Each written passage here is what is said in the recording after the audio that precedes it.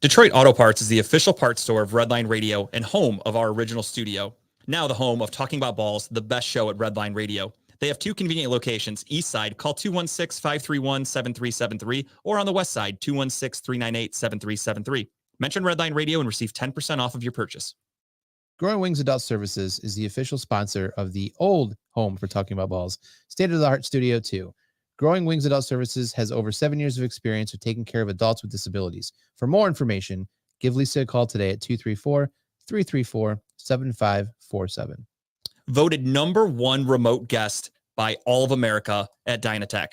Talking About Balls. We're here to tell you that Dynatech is the best. As testified by many satisfied customers, their diamond saw blades are the fastest cutting and longest lasting. Customer satisfaction is how they measure success. Their engineers are always available to help you troubleshoot and solve a problem on your job site. Dynatech is the only saw blade company recommended by the pavement marking manufacturing industry.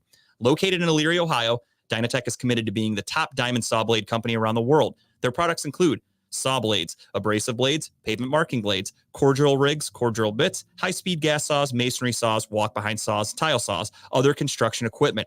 They stand behind their products with a warranty and customer service that keeps their customers satisfied and earns us the ranking of best in the industry. Dynatech. Contact Dynatech today, 161 Reeser Court, Elyria, 44035, or call 1-800-446-9001, or visit their website, dynatech.com. Do you like NASCAR? Do you like collecting NASCAR items? No. Give Pit Road Diecast a call today if you want to go and purchase those awesome looking cars to add to your collection. They specialize in all the current and past, living and dead, NASCAR diecast and or model car kits. For all of your diecast needs, call 216-355-2347, mention Redline Radio, and receive 10% off your first in-store purchase. If you want to remember the good old days where you had internet to do your radio show, throw it on a t-shirt. Call Incredible Keepsakes. T-shirts, cups, binders, keychains, you name it, Incredible Keepsakes can make it and customize it for you. The official merchandise provider for Redline Radio LLC and all the show hosts. Call 440-242-9648 or go to their website, www.incrediblekeepsakes.com. As Diane would say, cherished moments are made to last forever. Are you remodeling your bathroom, kitchen, need new windows? Need a new desk for two show hosts? I was just going to say that, but I'm so glad you beat me to it, because you know what? Wiggins Construction Home Improvement does everything you need them to do. Residential and or commercial. Give Will a call today, 440-731-7654. And of course, tell him that Team Redline sent you. I talk a lot of smack here at Redline Radio, and you know what I'm not worried about? Getting some bad juju. That's karma. But you know what is great juju? The band Bad Juju. They're the official band of Redline Radio, covering all your favorites from the 80s and 90s. To book Bad Juju, call Chad Moon at 440-458-0209. I'm going to jump ahead to this one because I love Ohio Wheelman Series. They race cars. They're quick. They're fast. I haven't watched them yet, but I did see a video last year when Dave was showing it on Facebook, and they look pretty fun. Premier Stock Car Racing Series in Northeast Ohio, Michigan, and Indiana. Redline Radio is a proud sponsor of the Wheelman Series. Remember, we are still looking for 2024 sponsors. No better way to get your company logo on some of the fastest cars in the state.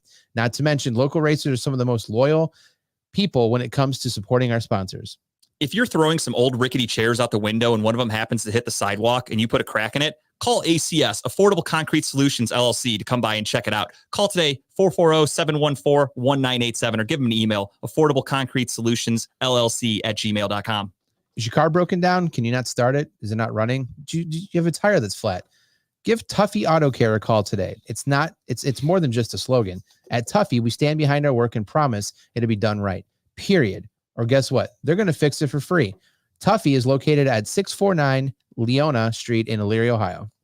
If you're looking to put on a Bob Marley album and not get arrested for the things you're doing while you're listening to it, you're going to want to go to Puff and Roll Vape and Smoke Shop. All legal all the time. Your one-stop shop for vaping, CBD, and Kratom in Elyria, Ohio. Your favorite local smoke shop, located at 464 North Abbey Road. Contact them today at 440-444-4443, not 420. Ask for Dave or Dan. When you mention Redline, you get 10% off your purchase. It's going to be getting cold here shortly. We're coming off a very hot summer, but is your AC not currently working? Are you afraid your heat's not going to work when the weather turns cold? And I'm going to power through that one because that's what we do here. Give Sensible Solutions HVAC Services a call today. Specializing in service, maintenance, repair, and installation. 440-985-8387. That wasn't because Kyle couldn't read. It was because he was cold. He was shivering. So he's going to have to call and get his HVAC serviced. All Pro Freight Systems, large order freight shipping located in Northeast Ohio. One call hauls it all. All Pro Freight System located at 1200 Chester Industrial Parkway in Avon, Ohio. Ask for Matt, 440-933-2222. They can haul away your old chairs if you want to get rid of them.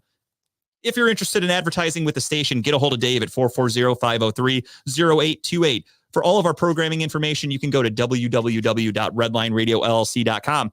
Check out Redline Radio LLC on social media, Facebook, YouTube, Twitter, Twitch, Instagram, and LinkedIn. Want to take Redline Radio on the go? Download the Redline Radio LLC app at the Google Play Store. Ladies and gentlemen, we're going to reveal this year's 2023 NFL Picks winner. Way to reveal it. And I guess we're going to talk about the Spoiler national alert. championship game too. And we're going to get you ready for the NFL playoffs, including the Browns versus the Texans. All that and more on the playoffs.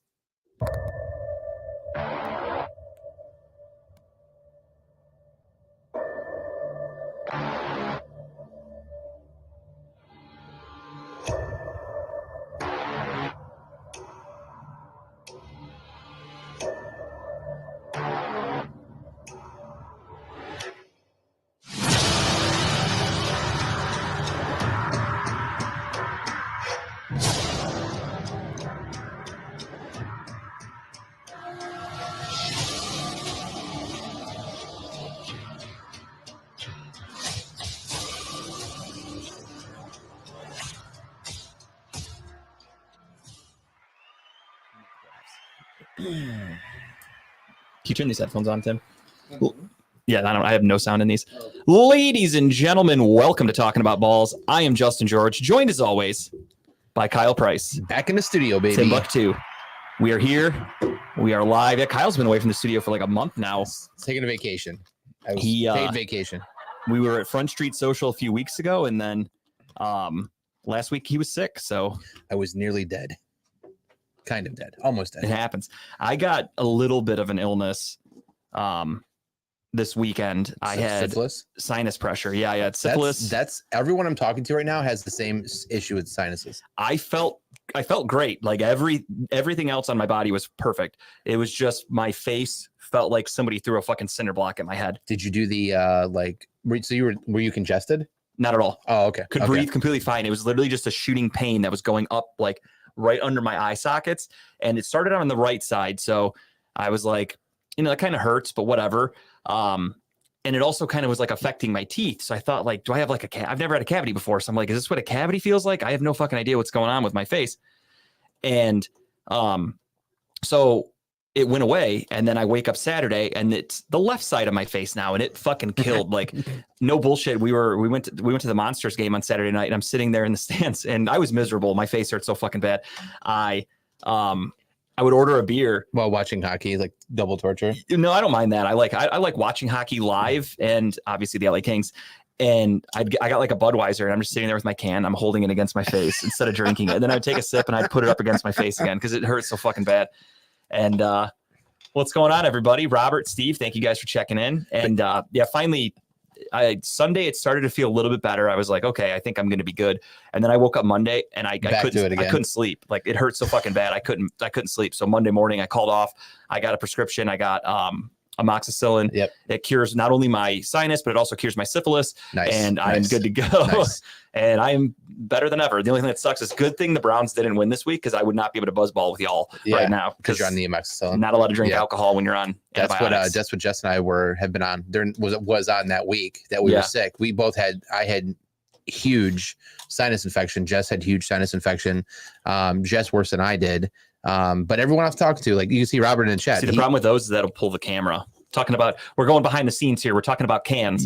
My cans aren't working. But studio term. But yeah, so like Robert had cold, right? So a lot of people I know have the same thing, sinus infection. Jory has had a major sinus infection. Like he's congested though. I guess today. What's crazy is that they're not contagiety. Right, they're not. So that's what's weird. Everyone's getting them, but no one gets them from everyone else, right? It's that damn vaccine. He went home today. He went home and did one of those neti pots. Yeah. Thank you, Tim. So he got to flush the little liquid through the nose and snort out or shoot out whatever gloop was inside your. Ladies and gentlemen, producer extraordinaire Timbuktu, behind the scenes, doesn't skip a beat. Didn't even know he fixes was there. everything. Yeah, if I didn't talk to him and break the fourth wall there, whatever it's called, you would have never known that he was even there. But I love breaking the wall and letting everybody know that. You feel back now? Yeah, I do. You hear everything now? I do. It feels good. Now I can actually hear myself. I can hear the sound. I can hear everything. But yeah, so it's going around. I mean, everyone's getting sick. You know, I don't know anybody who's gotten COVID. I mean, recently, or RSV. I guess when I went to the little minute clinic, they tested me for COVID, RSV, they strep throat. I mean, AIDS, herpes, the clap, everything. They pretty much ran everything through my body. That's weird. You can't get it twice. Why would they check you for that? I have no idea. Just to verify, see if it's still hanging around. Like, yep, still got it. But they're saying that it's pretty bad. I mean, it's obviously cold and flu season. So I don't know if you believe in shots or not, but whatever. Just take care of yourself. Stay away from people if you're sick. I do, preferably Jack Fire. Okay. Yeah, absolutely. Or tequila for Tim's birthday, or not Tim's birthday. Speaking for of Christmas which, when we give him a bottle. How long did that bottle last you, Tim? Is it still holding on, or is it gone? No, it's gone. It's gone. Hell yeah. It's gone. It's been gone. I'll say about 3 days. Nice. Only because I didn't go crazy. Wait, because you poured some back in that night. Yeah. you saw the stop sign, like I need to just pause for a second. Because I'm like, I gotta go home. Nah. I like to imagine that the bottle was on Tim's nightstand and he woke up in the middle of the night really thirsty and was like, I don't want to walk to the kitchen to get water. Fuck it, and just drink tequila. Just need to wet my whistle a little bit here. Yeah, just keep going. It's fine. No, that's great though. I only think of that because I've been watching the show Fargo this new season. I have yet to watch that show. Really? You have not started it Every yet. season, different cast, different story. The first season is just like the movie. So if you like the movie, you'll like the first season. I don't think you said you've never seen the movie though, right? I've seen the movie. I've never Okay. seen the TV series though. Okay. So the first season is just like the movie. It's really good. It's got Billy Bob Thornton as like the main guy. It's fantastic. But each season has a different cast, totally different story, but it all takes place in like North Dakota or somewhere where they're like, hey, how you doing there? Hey, and they all sound Canadian, but they're all from like North Dakota. It's funny. So it's all different storylines, yet none of them cross, and they're all in the same state. Correct. Completely, not necessarily the same state, like same area, if you will. But this season's really good. John Hamm and what the fuck's the woman's name? She's from John Hamm from whatchamacallit. What's that show he was in? from Mad Men and all Mad that. Men, yeah. And then the woman is she's in Ted Lasso. She's the British girl, the blonde British girl. The tall blonde chick? Not the tall one, the little one. Oh, the short one. Okay, all right. Can't remember her name off the top of my head, but she's in it. She's fantastic. This whole season's been great, but in one of the characters, they show his bed and his nightstand. He's got a bottle of Jack Daniels on his nightstand. I'm just like, who the fuck would need a bottle of Jack Daniels on your nightstand? I picture Tim probably had tequila next to his bed. That's what made me think of that. I was like, you know what? Maybe guys like that. Better men than me, I guess. I couldn't do it. I just couldn't imagine waking up from like just being thirsty and parched and be like, yeah, I need another bottle of liquor. Or even like, I couldn't imagine just laying in bed with a bottle of Jack Daniels. Like, well, I'm going to lay here and watch a little nightly news. Let me pour up some Jack while I'm just lounging. Just get one of those long like Slurpee straws that like circle around and goes You right get into the your beer mouth. hat. You're just wearing 2 bottles of Jack. Like fucking, you're in Motley Crue. You're just drinking you it. start drinking, you see the liquid is slowly going through the loop-de-loops and coming to your mouth. Like, That's so actually not good. a bad idea. Over the weekend, I didn't do a whole lot. Well, you went to the hockey game, Am I right? crazy? Do I sound muffled? Oh, okay.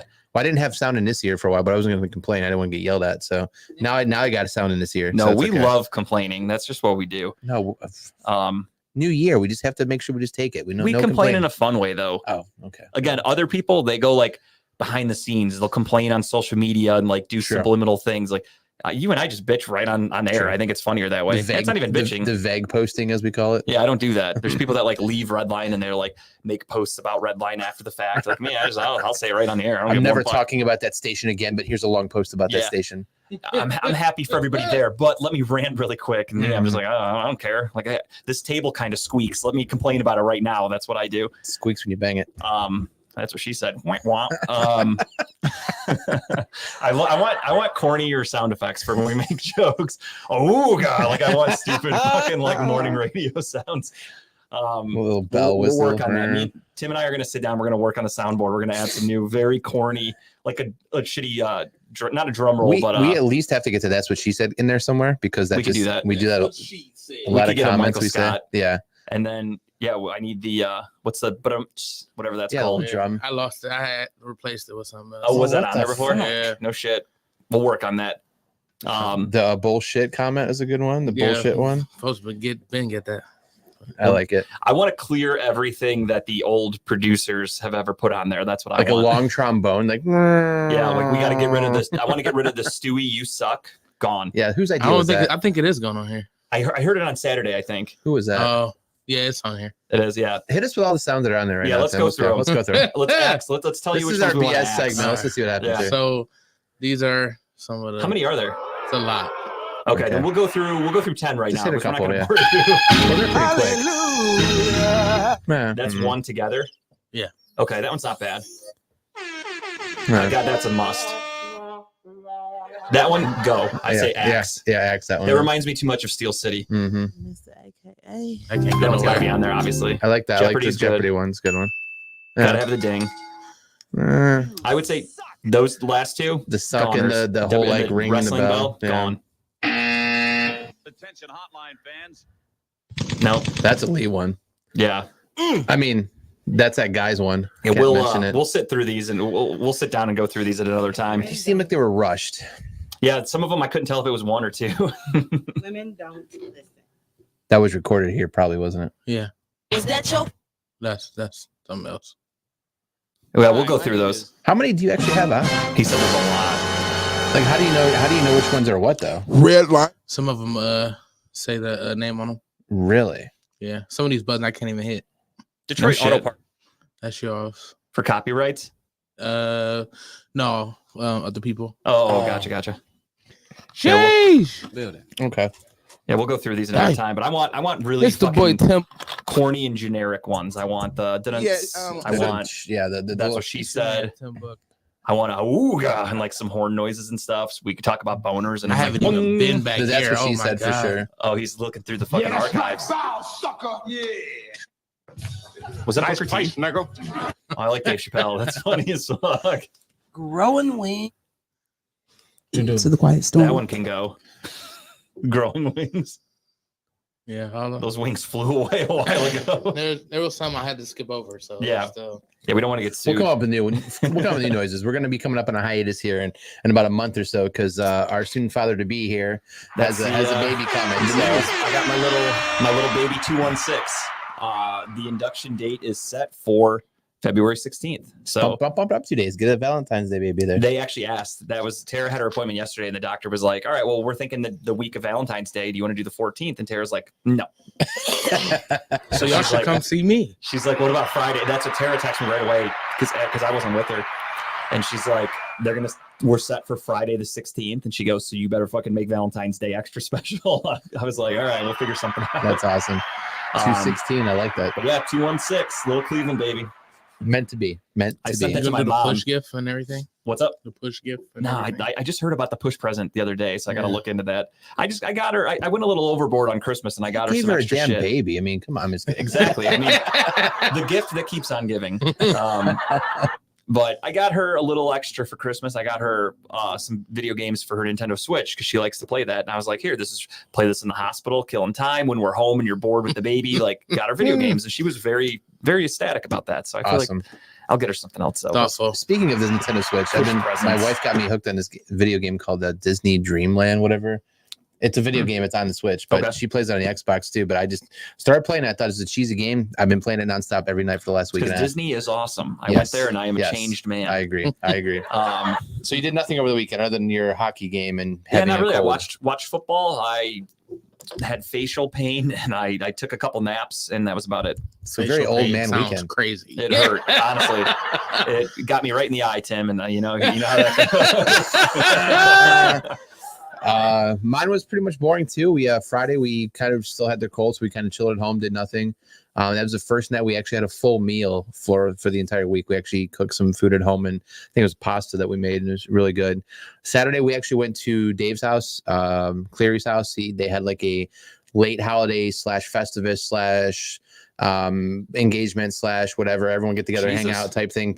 Literally the name of the party was like just fucking long. Slash everything. But everyone came together. We watched football. All we did was watch football basically, and just had some drinks and some appetizers, and then went home. Nothing exciting. Sunday, laid back on the couch and watched football. Not the Browns, but just watch football. So it was pretty you didn't watch the low, Browns game? low key. No, I didn't watch the Browns game from start to finish. Oh, okay. So I honestly mostly watched Red Zone because I was more invested in certain other players on other teams. I kind of got highlights of the Browns on my phone, was checking in on it, but I didn't watch from start to finish because I knew what the game was going to be. I didn't watch any I of mean, it. I knew we were going to get our ass kicked, but I still watched Nah, more so just to see how they handled obviously you couldn't bench everybody. So Right. some of the starters, some of the key players had to play. So I Right. wanted to see how they were going to do that. And then seeing, you know, Jerome Ford had to get carries in the fourth quarter because Pierre Strong got hurt. I was like, oh, fuck, Damn. not great. Don't Yes. like that. Yeah, that's not great. I saw Shelby Harris, one of our pretty important defensive tackles in the rotation. He got hurt. I think he'll be okay, though. But seeing him laying there, I'm like, oh, fuck, don't like this. So Yeah. I saw- watched it more so just for that. I saw somebody on Twitter bet David Bell 2 touchdowns. Yeah, that's insane. It's like plus like I think it's like was it 100? No, something huge. Going into the game, he had one career touchdown. So to think he's gonna, and he's been in the league for now 2 years, to think that he'd have a game where Yeah, he had someone's- 2 touchdowns. Someone screenshot. There was some crazy bets last weekend because So- a lot of people were playing the one teams of the players that never get touches. However, I always wonder if those are fake. I feel like they're Photoshop because if you notice, there's always something crazy that happens, and then someone's got a bet slip where Right. they bet it, and then like the money's cut off. It just shows you the odds, and then that's it. This So I one always was wonder this if one it's was a full one Photoshop. because it had like the full like bet ID at the bottom left corner Mhm. through FanDuel. If you bet through FanDuel, the Yeah. bottom that has like the whole bet number on the bottom left, and it had the money he won. Well, I I hope think that he- guy got his account hacked. He bet because it for of that. $1. I think he ended up winning like a couple $1,000s on Yeah, it. which is wow. good for him, right? I mean, yeah, that's a dude who But those are the kind of bets you. known for scoring touchdowns. But those are the and kind of then bets to you get throw a 2. dollar at, right? You throw 50 cents at No, just I to wouldn't see. even bet on that. No. I wouldn't. He said throw a dollar. He didn't Throw say a dollar. Just throw a dollar. It's I a literally would stripper. rather spend it on anything. I'd rather give it to a stripper, honestly. That's a stripper pick. Well, strippers don't give money back to you if No, if, but you if that get happens. something out of it. In gambling on such high odd, like high stake thing, not high stake, but You've like never thrown money at a lotto pick just for shits and I do giggles? lotto picks, but I do like parlays because Got it makes it higher. I don't do one individual like outlandish pick. I'll do Yeah. like here's the max you can do is like 15. I'll do a 15 leg parlay. Okay. I'll do that, but Right. like a full fucking 2 touchdown David Bell. I wouldn't even look at that. There's some accounts I follow on Twitter, and I noticed that you and I follow some of the same ones. But there's some people out there who put these like crazy ass like especially first basket picks, Yeah. which is insane. The funny thing though is that it's all luck. These guys don't know shit because no. I follow a lot of them, but I tend to find them after the fact. So there's one dude that I follow that I noticed you follow too, and he made some quote unquote lotto ticket. He calls him when he makes his picks, and he did one. I think it was like the day before the Ohio State Missouri game. Okay. He had one, and it hit. And I saw that, and I didn't follow him at the time, so I was like, "Oh shit, this guy kind of knows what he's doing." Like that's like a Right. 10 leg parlay. It was Right. like plus 10,000. It hit. I'm like, "Fuck yeah, this guy's And good." nothing after. I've been following him for over a week, almost 2 weeks now. 0. I have won 0 of his bets, and I've even taken a couple and I've watered them down. So if he'll have like a 10 pick parlay with like points, rebounds, assists, I'll do a couple less. And I'm like, This is that Jason. gotta dude? hit. I think that's his The name. Jason Diamond, whatever. Yeah, the dude who's yeah. a Ravens fan. Yes. Yeah, that guy sucks. His picks suck. He doesn't know a fucking thing. Like I can make better parlays myself. I think I've picked maybe 3 of his, and I've come close because he does some of those. A lot of them college- are close. He does like those college basketball like win from 1 to 10 picks. He does. Yeah. So I've won one on those. It was a very small one though, but Yeah. and I've come close on a couple. So those are the ones I've kind of stuck with. But no, his NFL ones are off the chains. I eventually just started unfollowing these people. Like Yeah. I used to follow that Cody Brown guy. Don't follow him anymore. Cody Brown was good, and then now I'm watching his picks, and like everything just fucking loses, and I'm like, all right, you're out. You don't know shit.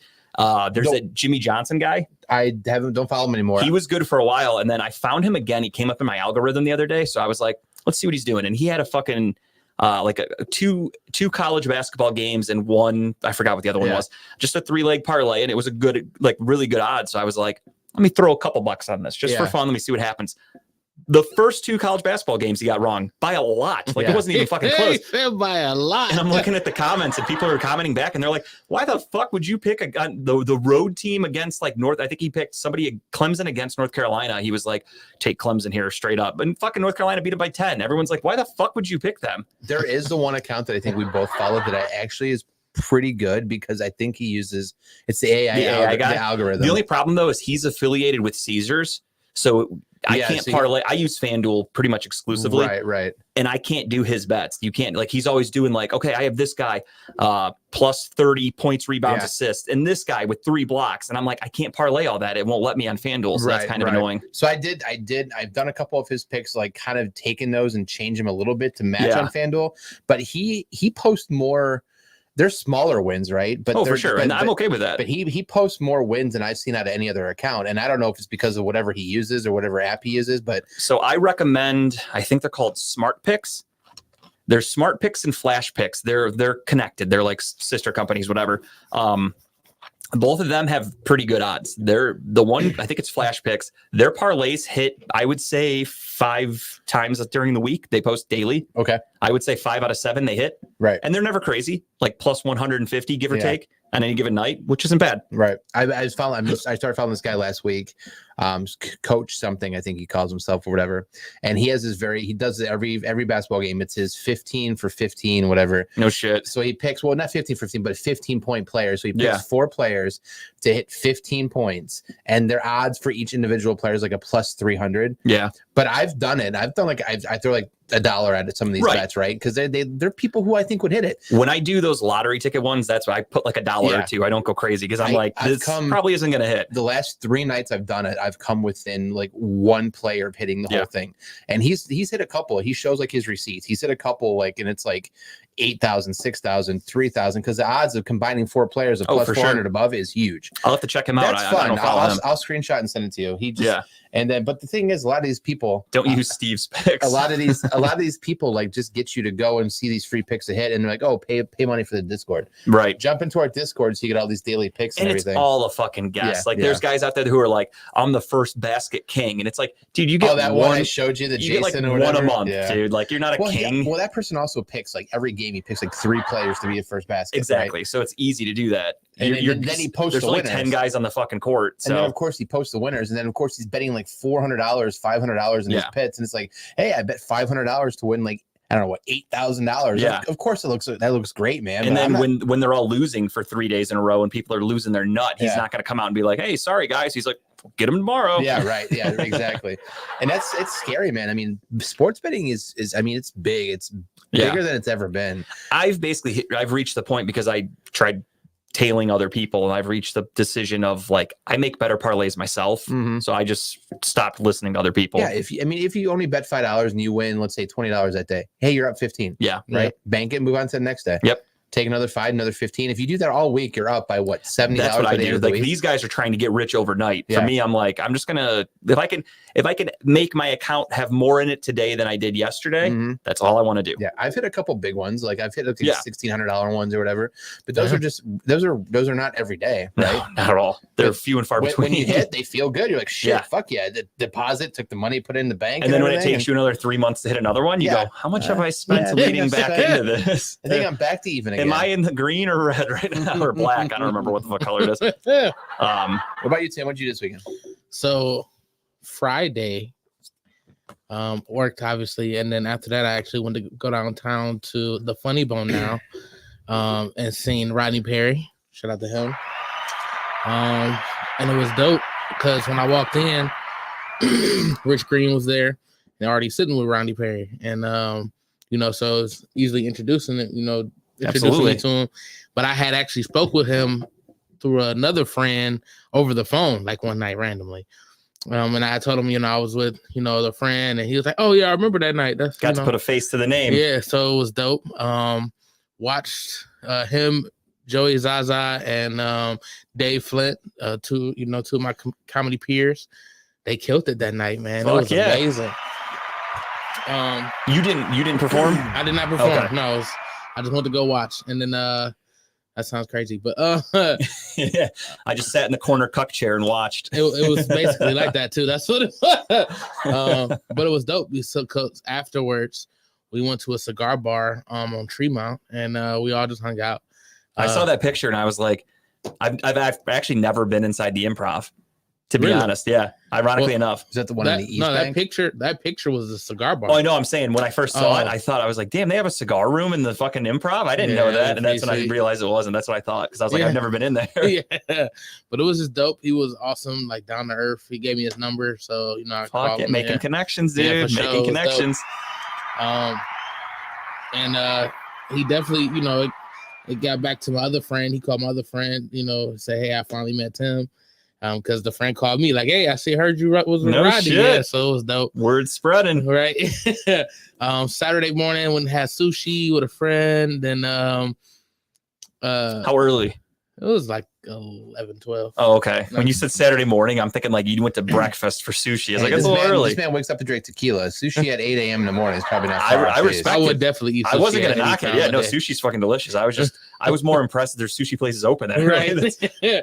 That was a cool time. Then after that, DJ the comedy show for Ulysses and Precious. It was their birthday. Okay, Shout out happy to them. birthday. Did you get that DJ practice in last week you talked about? Yeah, or whatever? yeah, Nice. absolutely. It was dope. I got to use it. Use some of the tools Some I of the learned. pointers. Yeah, Hell it yeah. was pretty cool. I enjoyed it. Then after that, we went to the Sunny Spot. I did open mic. Closed that show out, and it was dope. It was awesome. Fuck yeah. And Sunday, And let's get to the bread and butter here. I forgot what I did Sunday morning. Sunday. But after that, went to Hilarities Yes, sir. Hilarities. and He's fourth. the 51st jokes was fire. I walked in and something in my body just said, "You're taking your shirt off today," and I was like, "Okay." Now you don't have to tell the joke because you said they're going to post a video. But did you do the joke that you told me about, or did Yes, you did? Okay, I did do that joke. I messed it up, okay. but I did do it. It worked. It worked. They liked it. I just, for me, Hell being, yeah. being the critic I am of my own comedy, I wish I did it better, but I kind of got thrown off. Okay. By Jimmy, one of the hosts. He didn't throw me off. What he said was funny, was great, but also because I'm thinking of like time. I was trying to rush through a little bit. But he said, when I took off my shirt, he said, "Damn, dude, your back has a six pack." Shit was funny. Shit was fucking hilarious. But of course, I can't waver on stage. Right, you got to get it done, especially 51st jokes. Like they Yeah. expect you're up and down. You got to be quick. So your Yeah. joke hit? Yeah, it hit. I think it hit anyway. But as soon as I take my shirt off, I got attention at that point now. So That's you got to control the room. yeah, for sure. Hell yeah. But it was dope, amazing. And Tuesday, Timbuk Tuesday, did a show with a new Amani, and it was dope. It was an awesome show. Now we're here. Hell yeah. Tim, I got to ask you as a comedian, what's your thoughts on the whole Cat Williams. Cat Williams thing? I mean, I guess I got to listen to that. I didn't listen I to it didn't yet. watch the whole thing, but I've seen Everybody told me like it's so like basically you have to see it. Like Yeah. that's what everybody said. Because I was like, can I just get cliff notes? And then people start explaining it, and I'm like, fuck, I think I have to listen to Yeah, this. I mean, definitely have to listen to it. I don't think you was wrong about a lot of the stuff he was talking about. I also haven't done the research, but some of the stuff makes sense. Like it So- definitely adds up. every comment I've read, you're on TikTok, right? You know how if you watch a video longer than like 5 minutes, your entire fucking algorithm is just that topic now. Like Yeah. everyone's commenting on it. So like every comment I've seen of the video clips, and then I watched the whole thing, right? First off, props to Shannon Sharp for letting him talk, like not cutting him off, just letting him go, right? Yeah. But all the stuff he was saying, every comment you're reading, it's like everyone's like, "I see no lies." Like, and then you see these people rebuttaling, like Kevin Hart came out the other day on one podcast and tried to refute some of the shit he was saying. And then I believe who was the other one that came out and got like butthurt over what he said? Well, Faison Love has been at his neck. Yeah. So like all these people are coming out, I didn't see that. but Yeah, he no been on his neck. one's speaking against it, saying he's lying. Like no one's saying you're telling lies, right? Faison loves the big bald dude, right? Yeah. Okay. So I don't know who pissed Cat Williams off, or has Cat Williams just been waiting Well, in the wings to like bide his time to say something? But Ricky Smiley and Cedric the Entertainer, I know both were on the Shannon Sharp show, and they both are the Club Shay Shay, I should say. They both have spoke on him, on his name. So, I mean, I think Cat Williams is fucking hilarious. no, Cat Williams is amazing. He's definitely one of my influences. Like one of his stand-ups, like it was like before the Pimp Chronicles. 'Cause Pimp Chronicles was the one that like really pushed him over. Yeah. Mhm. But it was the one before that. And oh my God, like me and my cousin still quote some of those to this day. Like, Like, he's fire. He's amazing. Everything he was talking about, like Steve Harvey, about some of the Something shit in he the water stole, here in like, Ohio. like Cedric, Right. like the Steve Harvey jokes he still like that was stolen from him. Said like we get it that people steal other people's jokes, right? But like they've come out and said I've never done that. But then like someone cut like a clip from like an old video of Cats, and then like a newer video of Cedric's, an old video of Cats, and a newer video of Steve, and then everything he said about Steve Harvey. It's like you look back and people are showing clips of it. It's like I'm not seeing lies. So I won't say they stole the jokes, but they were very inspired. Yeah. I will say they were inspired by the joke. It's reminiscent of the Dane Cook Louis C.K. situation. I don't know if you knew about that. Mm-mm. So Dane Cook got accused of stealing jokes from Louis C.K. like right after Dane Cook hit his fucking peak. Like he was the biggest thing in the world, and then he got accused of stealing Louis C.K.'s joke.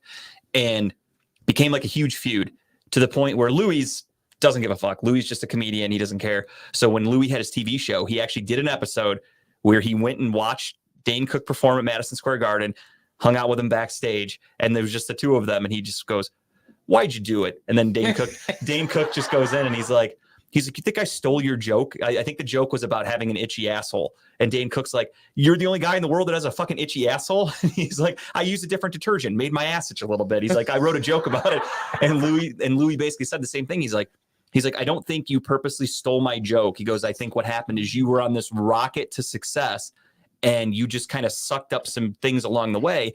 And you maybe were inspired by something I said and took it." And basically just like that. And it was a really great episode. Like those are two of my favorite comedians. Truthfully, I know Dane Cook gets a lot of flack from people that he's like gimmicky or whatever. I like Dane. But when Dane Cook was peaking in like the early, like mid 2000s or whatever, what was that tour called back in the early 2000s?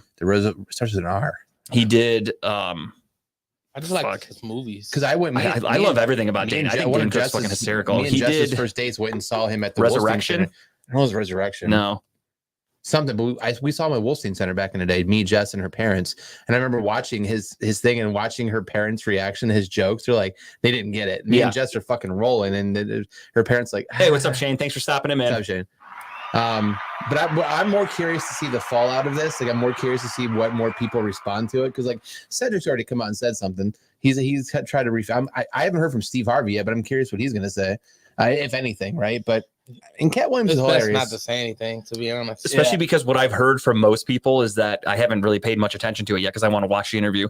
Anybody that's spoken out after the video so far haven't disputed anything. Yeah, exactly. Luda has. Oh, I saw Ludacris. He did that freestyle or whatever. I saw that. What he said about Luda was fucking hilarious, though. I didn't even see what he said. I have no idea what he said. Basically, he just said that every person who's he basically said sold their soul to the business, like to Hollywood, to like whatever, has been gifted these things in return.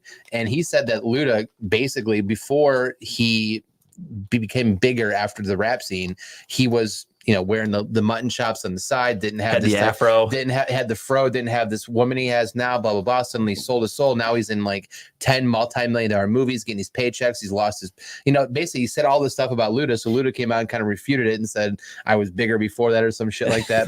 But he's like, every person who sold their soul has a light-skinned woman that they're married to. And like when that froze, they threw up all the pictures of every person he spoke of, and every person has the same color wife.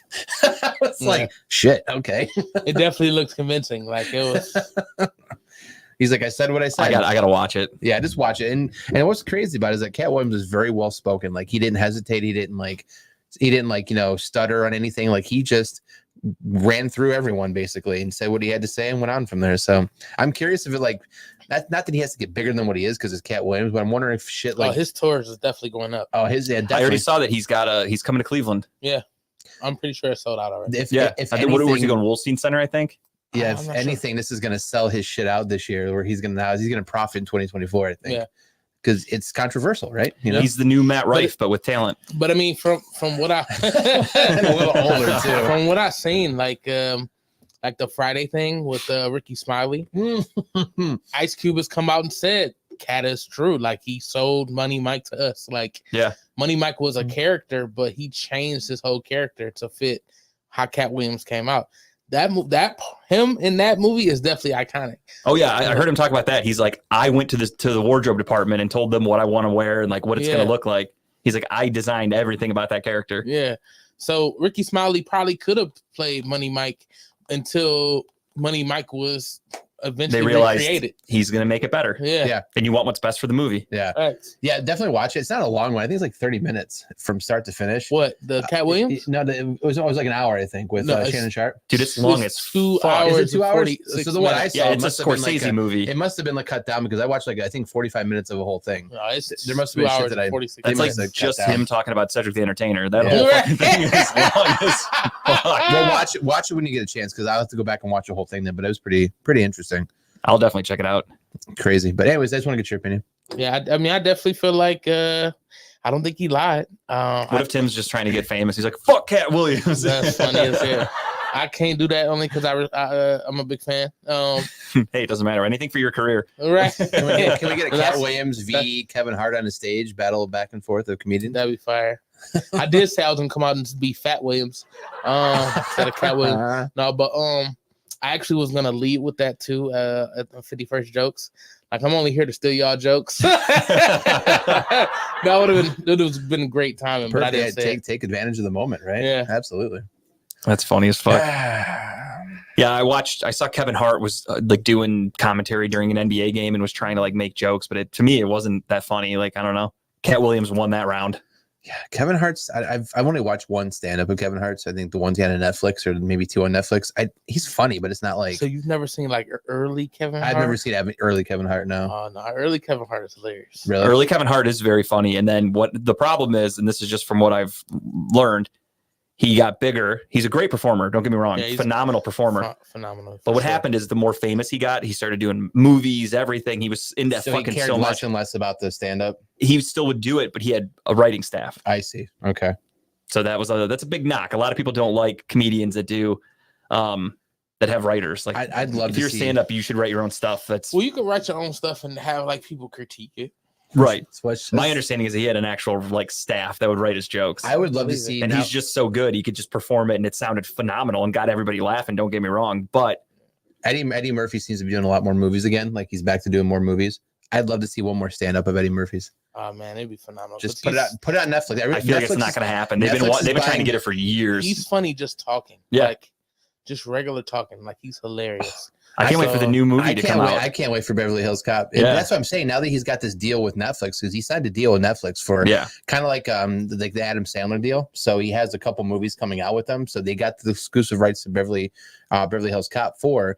Just do a stand up. Do one stand up. Come out and do like a whole Right. like. Did you watch the new Dave Chappelle one? Oh yeah, we talked. We just talked about it last week. Yeah, that was. I just watched that. It's hilarious. that was great. The fucking trans joke he lead off with? Adam, we'll Fucking address nailed what it. I'm wearing in a little bit. Don't you worry. That trans joke he let off the show with fucking nailed it.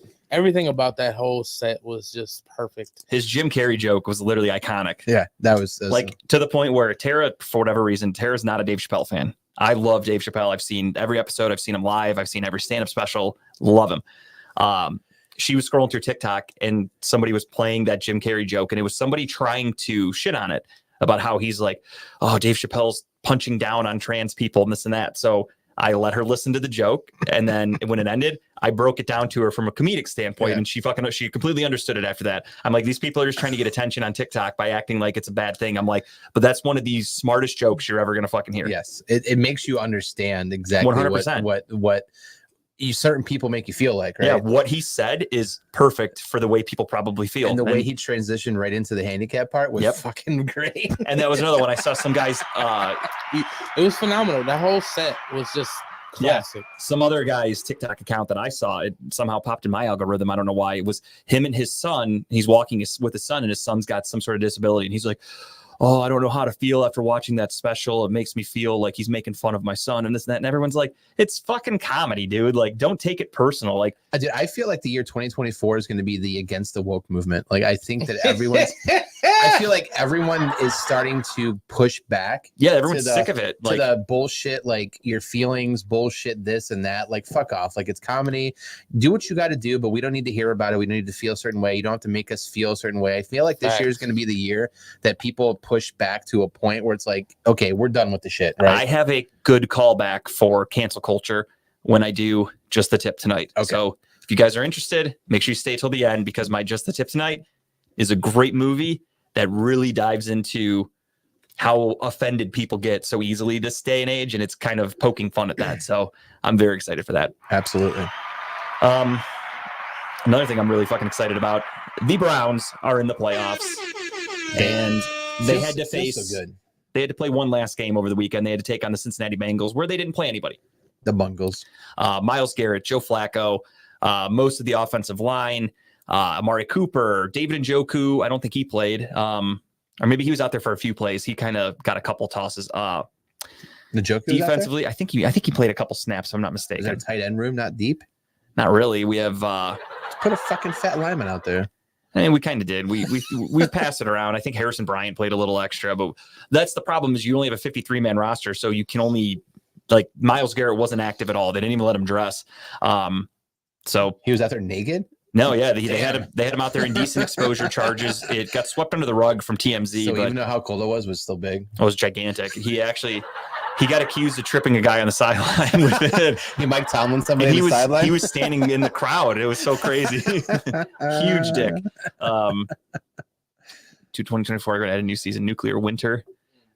I'm okay with this winter. I think he's talking about we're getting nuked. Oh, I thought he just meant it's kind of nice out. Like it hasn't really snowed. I'm okay with that. I got one win on Houston on Monday. Let's double down and get another and say, okay.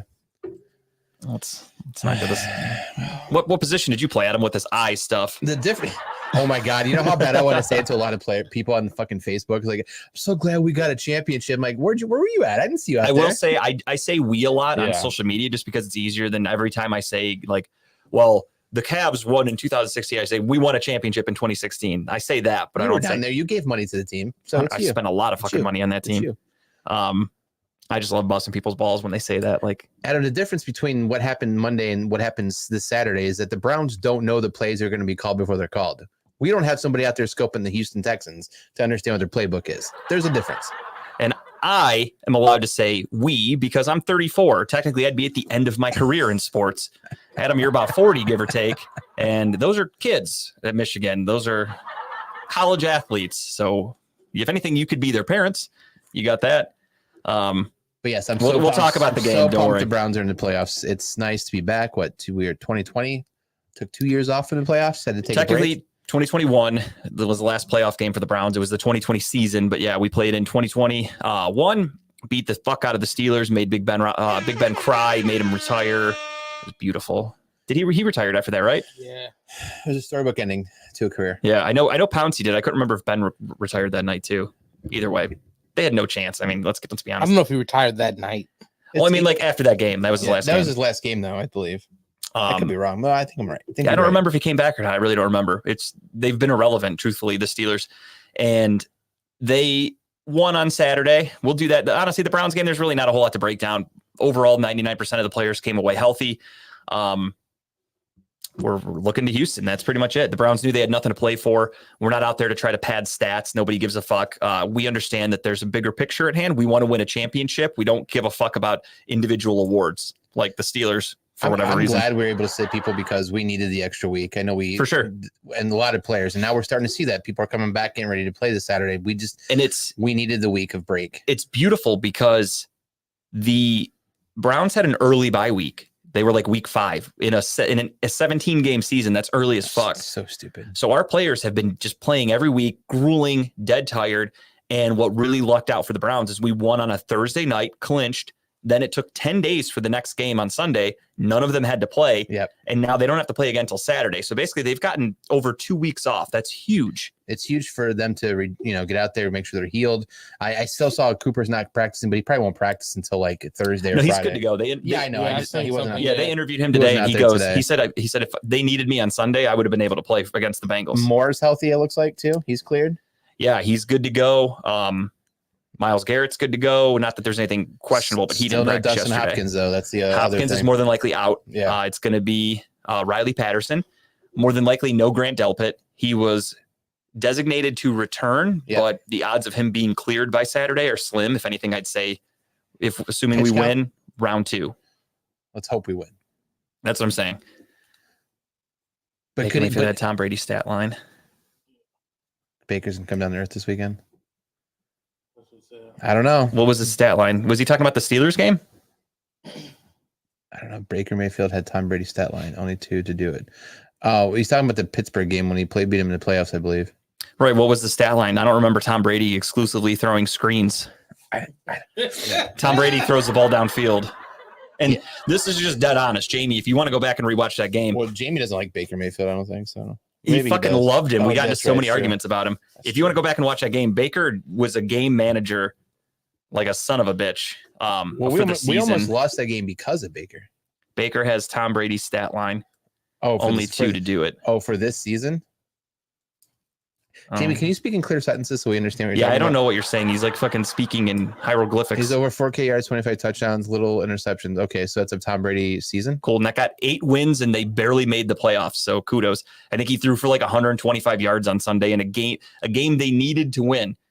He shit the bed and they barely beat the Carolina Panthers, who are the worst team in football. So yeah, it's going to be enjoy your weekend, Baker, because your season ends on Sunday. Watch him catch him off guard. Watch him go in there and fucking beat the Eagles. It's in Tampa. The Eagles are just not playing good. I mean, No, they're playing terrible. If anything, it could be a time where they do catch him off guard. I mean, I'm just it's saying anything's Baker, if I'm possible. being The honest. last couple of games, the Eagles have not looked like the Eagles at all. It's Baker. Let's be honest. We'll talk about all that though. We're gonna give you guys a little preview of the playoffs. I posted on my Facebook page earlier. If you guys want to join CBS, we're doing another playoff pick'em. This one is not a survivor pool. This is just a straight up pick. So it's gonna go for whoever gets the most games. I think that's gonna be a big deal. That Jalen Hurts hurt finger. I got a buddy that's an Eagles fan, and I texted him on Sunday, and I was like, "Oh, that's not good." Jalen Hurts. Did you see the finger? It was all crooked as shit. Fucking looks stupid. And he's like, "Oh, it's not broken. It just got dislocated. He'll be fine." I'm like, "Yeah, let me know when that's not a problem It's like on the throwing hand." His other finger's like this. This one's like out like this or whatever. It's like it's bent. And my buddy tried to tell me, he's like, "Well, he's fine. He didn't miss a snap." And I will go, "Yeah, he went out there, threw an interception, and then got fucking benched for the rest of the day." So I feel like it's kind of a big deal. But we'll break all that down in a little bit. But yeah, look up that link that I posted, CBS Sports. I think I called it Talking About Balls Playoffs 2024, something like that. You guys can play along. Again, we're just it's not a survivor poll, it's straight up picks. It's just going to go over whoever gets the most right. It wouldn't let me make my own tiebreaker on there, so I just did what they suggested, which is the Monday Night Football score. Closest to the score is going to win the tiebreaker if there is a tie. So play along with us if you want. Winner will get a guest spot on Talking About Balls. Come So play with us, please. come play with our balls and join our show. Possibly. If Kyle, myself, or Tim win, then you guys can all eat a dick and you're not welcome on the show. So beat us. Off. That's it. Beat us off. 4,000 yards, 28 touchdowns, 10 picks, barely made the playoffs in the worst division in football. Who gives a tit, Jamie? Jesus Christ, go down there and blow them. Why don't you? In that I guess humid Tampa I guess air. I'm confused though. Are you saying that's are you happy for Baker? Like, Yes, Jamie is saying the Browns should have never gotten rid of him because he is the reincarnation of Tom Brady. I mean, did Baker play himself into a extension? I believe so. Did Baker have a good season for himself? Yes. Did he bet at himself and he came out on top? I believe so. I mean, he's gonna get probably re-signed by the Bucks, I assume, right? Yeah, will he get a decent contract and probably play like Danny Dimes next year, and then the Bucks will immediately What do you regret think? it? Like 4 More years, than likely. like 3 years, 50 million, something like that. Yeah, I mean he'll earn himself give or take 20 million a year. That's just kind of the bar for Yeah. quarterbacks. So good. So I mean, yeah, congratulations, kudos Baker. Probably give him a 3-year contract. I'd say 3 years with a 4th-year option, 20 million a year. Done deal. Probably loaded with some incentives in there for Yeah. playoff and shit like that he has to work Absolutely. for. But there you go. Congratulations. Way to go. Yeah, kudos Baker. So couldn't be happier for you, buddy. Yeah. Do they have cheesecake factories out in Florida? They have to, right? No, but they got a lot of sluts that'll blow you anywhere. Ayo. Saturday night, the Steelers beat the backup Ravens 17-10, and they celebrated like they won the fucking Super Bowl. And What was that? What'd you say? I said the Steelers beat the Oh. backup Ravens 17-10, and they Dude, celebrated like they a won the Super Bowl. Nasty Donald, game. what's up? Thank you for checking in. That was a nasty game. That was ugly. The weather was terrible. All backups for the Ravens, and the Steelers were literally like, that's the funny thing is after the game, then I made a post about this because I finally just got sick of it. The second that game ended, the Steelers win.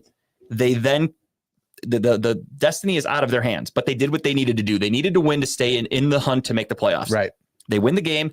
You would think, me personally as a Browns fan, I would immediately be like, holy shit, like let's go. We got to make the playoffs. Like I'd be excited. Steeler fans immediately went on social media to go, TJ Watt's so much better than Myles Garrett. Immediately after the game, they're posting memes about Myles Garrett. There are TJ Watt stats to just act like he's better than Myles Garrett. It's fucking Looney Tunes how obsessed they are. Well, I also, that was which is kind of funny. It sucks. I feel so bad for the Jags. I mean, they did it to themselves. Yeah, they suck. But they didn't waste any time posting or reposting when the Jags stole the terrible towel when they played the Steelers about something, and then they reposted where the Jags said playoff tickets on sale and then like circled the date or whatever. Yeah, they're like, that's what you get for touching our towels. You don't make the playoffs. A bunch of fucking losers in Pittsburgh, dude. Seriously, Steeler fans are the biggest fucking losers ever. If I'm being honest, Sensitive. I'm friends with a lot of them, but they really are like.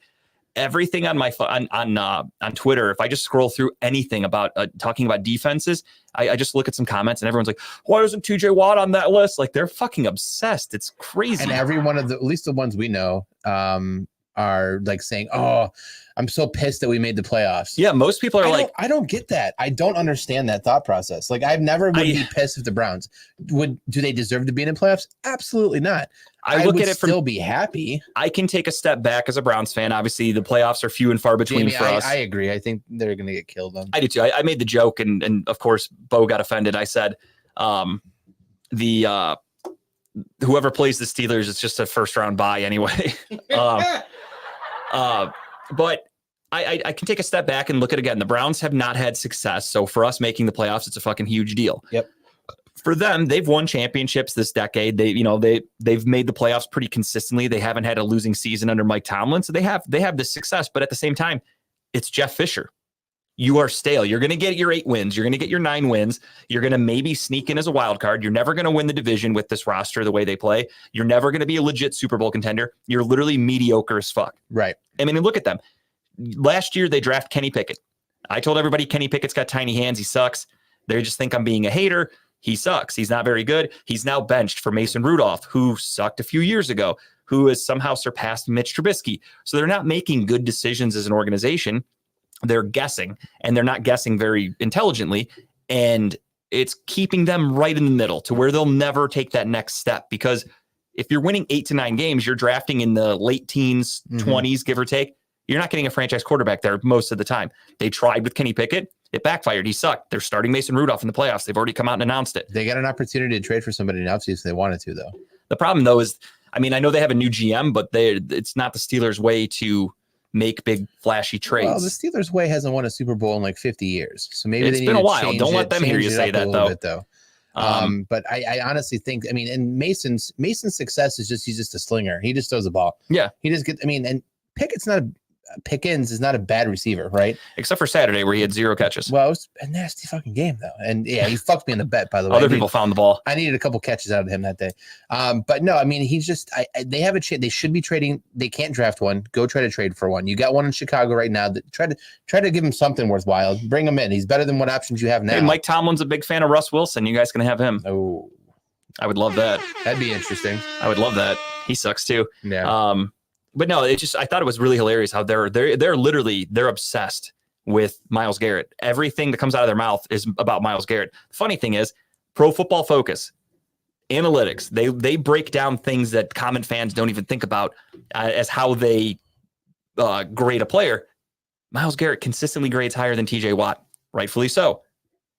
Steeler fans don't like that. Steeler fans bitch and moan and they go, Myles Garrett touches almost every play. It's crazy. And the crazy thing about Myles Garrett is he's getting double and triple teamed. Like, show me a highlight that matches that play where against the Titans, Myles Garrett shifts from left to right multiple times to where the Titans can't get set and they have to take a delay of game penalty. Show me when TJ Watt does something like that. Teams will go one-on-one with TJ Watt. They're not afraid of him. Teams do not go one-on-one with Myles Garrett. TJ Watt got shut the fuck down by DeJuan Jones, a 4th-round pick rookie when he played the Browns when we beat them in Cleveland with DTR. TJ Watt was shut down by a rookie. Myles Garrett doesn't do that. You don't hear that about Myles Garrett. No. Myles Garrett needs double, triple teams. He needs guys chipping him, touching him constantly to break him off the ball because he is such an impactful player. And another fun fact, Steeler fans hate the Pro Football Focus, okay? They say that's nerd shit, whatever. They don't like it. Today, the NFL, for the second time ever, let the players vote. I saw your post, yeah. All pro voted by the players. Only 2 defensive ends are selected. Who were those 2? The second one on the list, not TJ Watt, it was Max Crosby. Number 1 on the list, Myles Garrett. That is from the actual players. Dub, what's up, dude? Arthur Smith is gone. The Falcons are ready to move on. You guys got to get yourselves a quarterback, though, because your quarterback room sucks. That's your biggest need. You guys need to go get Justin Fields immediately, in my opinion. But Steeler fans are so fucking obsessed. Now, what's their argument for even the players voting that Myles Garrett's a better player than TJ Watt? They don't watch the tape. That's why. That's what I saw people say. They're like, well, the players don't watch every game. I swear to God, people were saying that. I mean, just looking back at the highlights of Myles Garrett this year is fucking crazy. Like, I don't see TJ Watt out there on a field goal block, jumping the fucking line, blocking a field goal like Myles Garrett did. Myles Garrett. No, what TJ Watt does is TJ Watt lets Cam Hayward and Highsmith take up double teams, triple teams, and the quarterback runs the other way, and TJ Watt just waits for him. Yeah. He gets so many clean looks at the quarterback. He's It's not even funny. He's like the dad getting the hug from his kid. Like, come here. Yeah, it's like, Here you go. yeah, it's like this side is the guy with the van and candy, and this side It's TJ Watt. is dad. And Come TJ here. Watt's like, oh, come Give here, me a buddy. hug. He's just grabbing him. Yeah. And don't get me wrong, TJ Watt's a good player. That's the fucked up thing too, is the Steeler fans, like, they almost feel like he's underrated, which he's not. Like, TJ Watt's a damn good player. No one's denying that. Why do you guys feel the need to like try to force people to say nice things about him? It's fucking weird. Versus TJ, who's better? JJ Watt. JJ Watt. No question about it. JJ Watt was such a more versatile player. JJ was closer to Myles Garrett than Exactly. TJ. Amen to that. JJ Watt was a game wrecker. TJ Watt is good, but again, when Cam Hayward was out, TJ Watt wasn't as effective. Well, yeah, If you because take away Highsmith, TJ Watt's not as effective. TJ Watt by himself, not that great. Myles Garrett, I'm a Browns fan. I can say this. Our defensive line for the last like 5 years has been pretty shitty. I'll Yeah. be dead honest.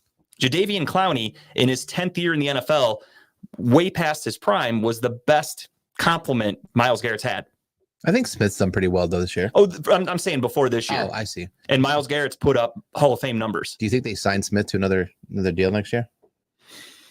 If he takes a discount, Yeah. Think he takes a discount though? no. No. Most NFL players don't take discounts, especially when you're at this age.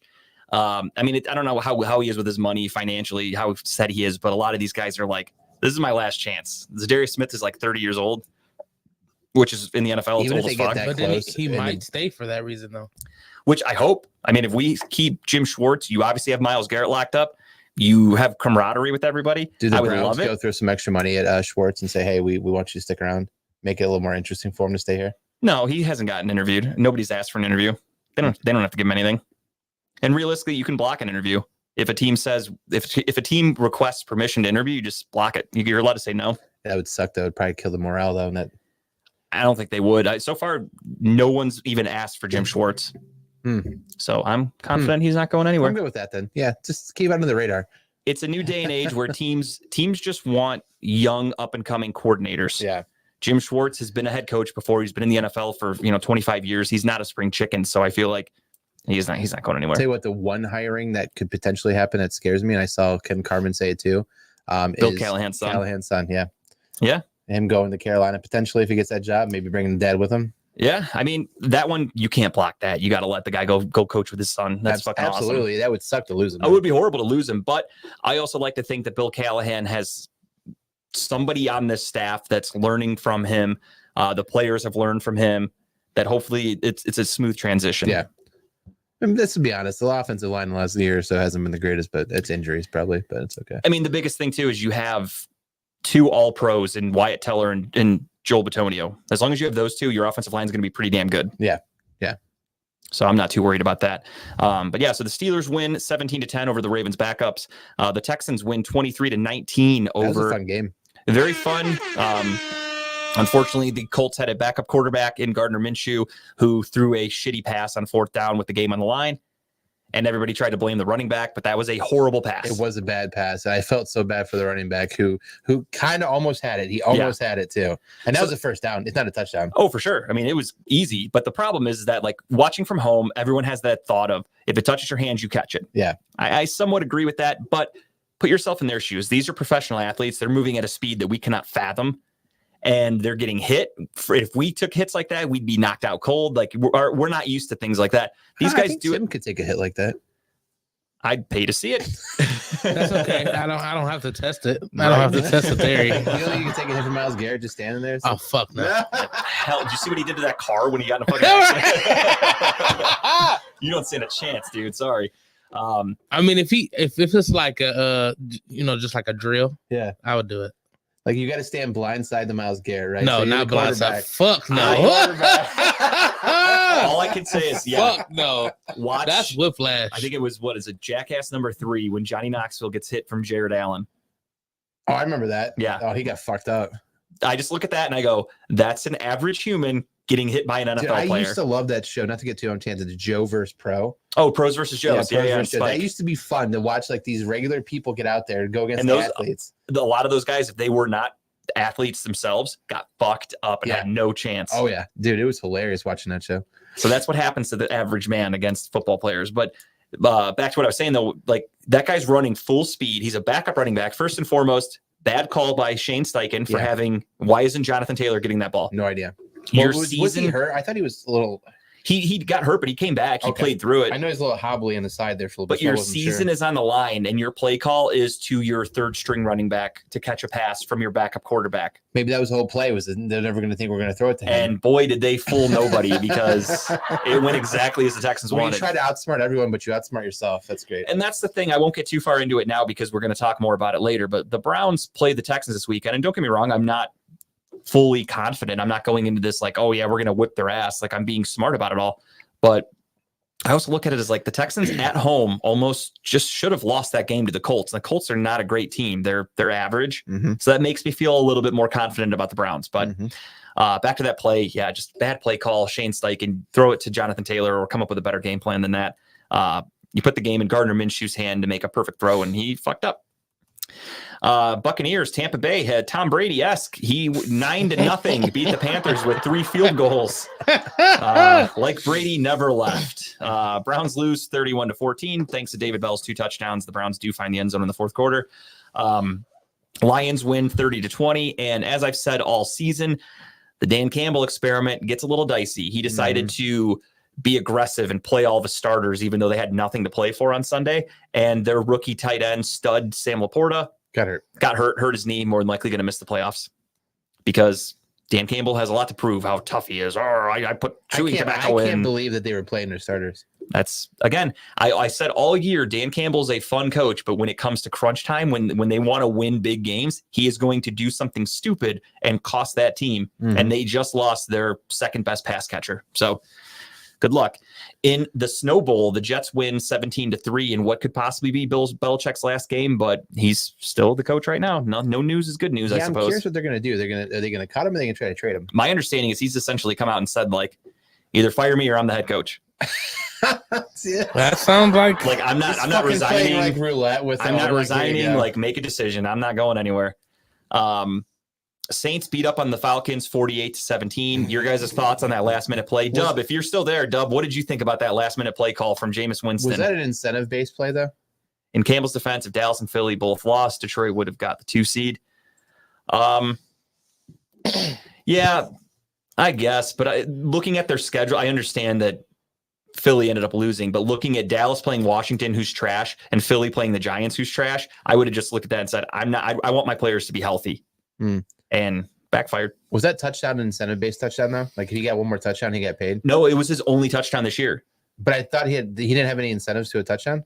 I don't believe so. I think they just said that he means a lot to the team. They wanted Jamal Williams to get a touchdown this season, Okay. just because he's a veteran and he retires or something. But they were like, we wanted Jamal Williams to get a touchdown. Ballsy move by Jameis Winston, I will say though. His interviews after that were fucking awesome. Oh, where he got back and forth with the He's like respectful. I want to be in all due respect. He just kept saying the word respect.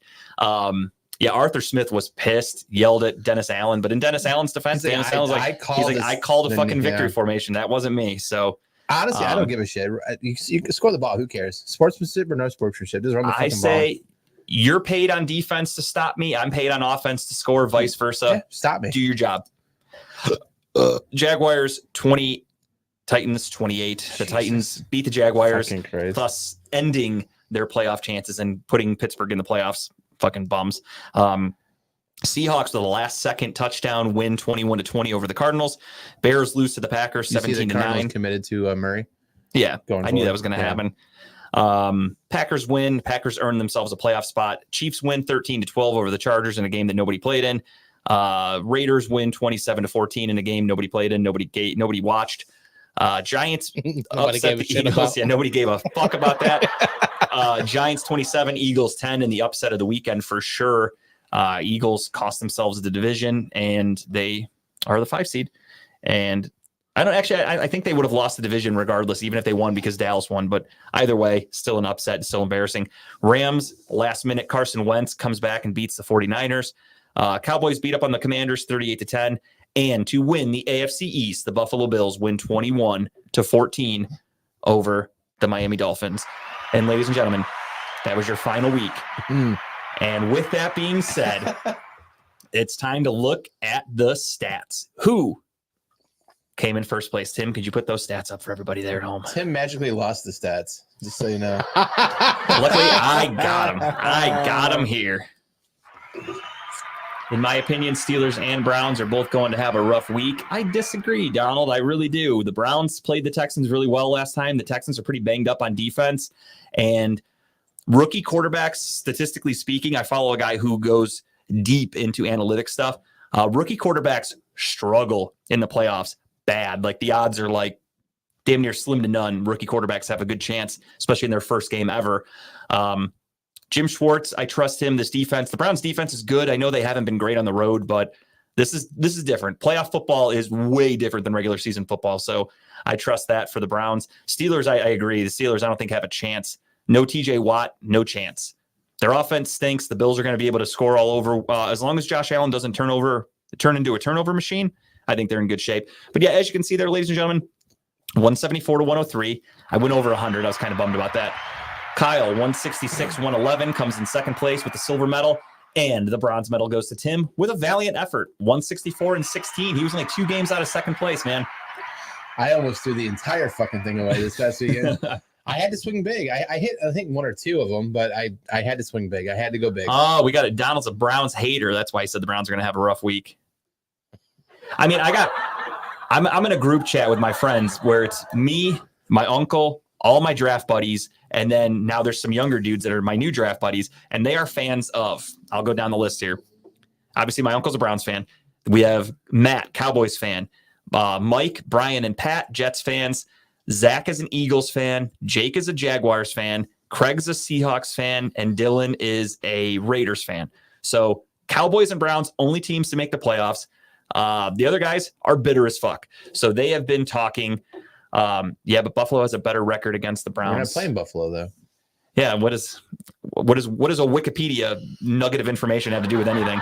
In the last 4 years, overall, they have a better record against the Browns. Okay, but we're not playing. It's like Browns I also like pepperoni on my pizza. It doesn't have anything with the Browns game this weekend. Browns have a better ranked defense this year than they did in the last 4 years. Does that not count?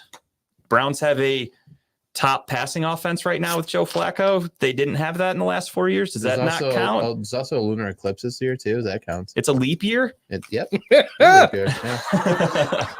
I'm I'm just naming things that don't matter for the game. Yeah, I don't know. Okay. I don't know what that has to do with anything. That has literally nothing to do with the playoffs. I'm guessing Don's a Bills fan. I'm going to take that away from that. I don't know. I don't dislike the Bills. I don't either. That's why I don't know why he's bashing the Browns and the Bills. I'm a Bills fan until they have to play the Browns, and I'm not a Bills fan, but I'm a Bills fan. Good for them. Truth be told, I'm not worried about won some going into money. Buffalo. I've won a lot of money off the Bills this year because your quarterback just throws interceptions every fucking game. Yeah, I am not worried about if we have to go into Buffalo at some point. Trust me, that does not scare me one bit. That team, again, tons of injuries. Pretty sure they'd come to us. No, they're the 2 seed. Oh, they wanted to fucking. Yeah, they won the division, so we would go to Buffalo. Miami. But I mean, that's a quick drive. Doesn't bother me one bit.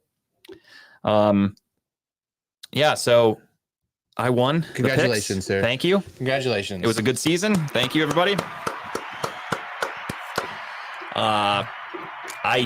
We haven't decided a punishment. I texted with the guys today. I want to be fair because I won. I don't want to come up with the punishment on my own and just be like, well, since I won, here's what you guys have to do because we haven't decided on anything. Hot wing challenge. And if they want to, that's, again, I texted them. They can vouch. I sent earlier. I said, let's brainstorm punishments. Didn't you almost die?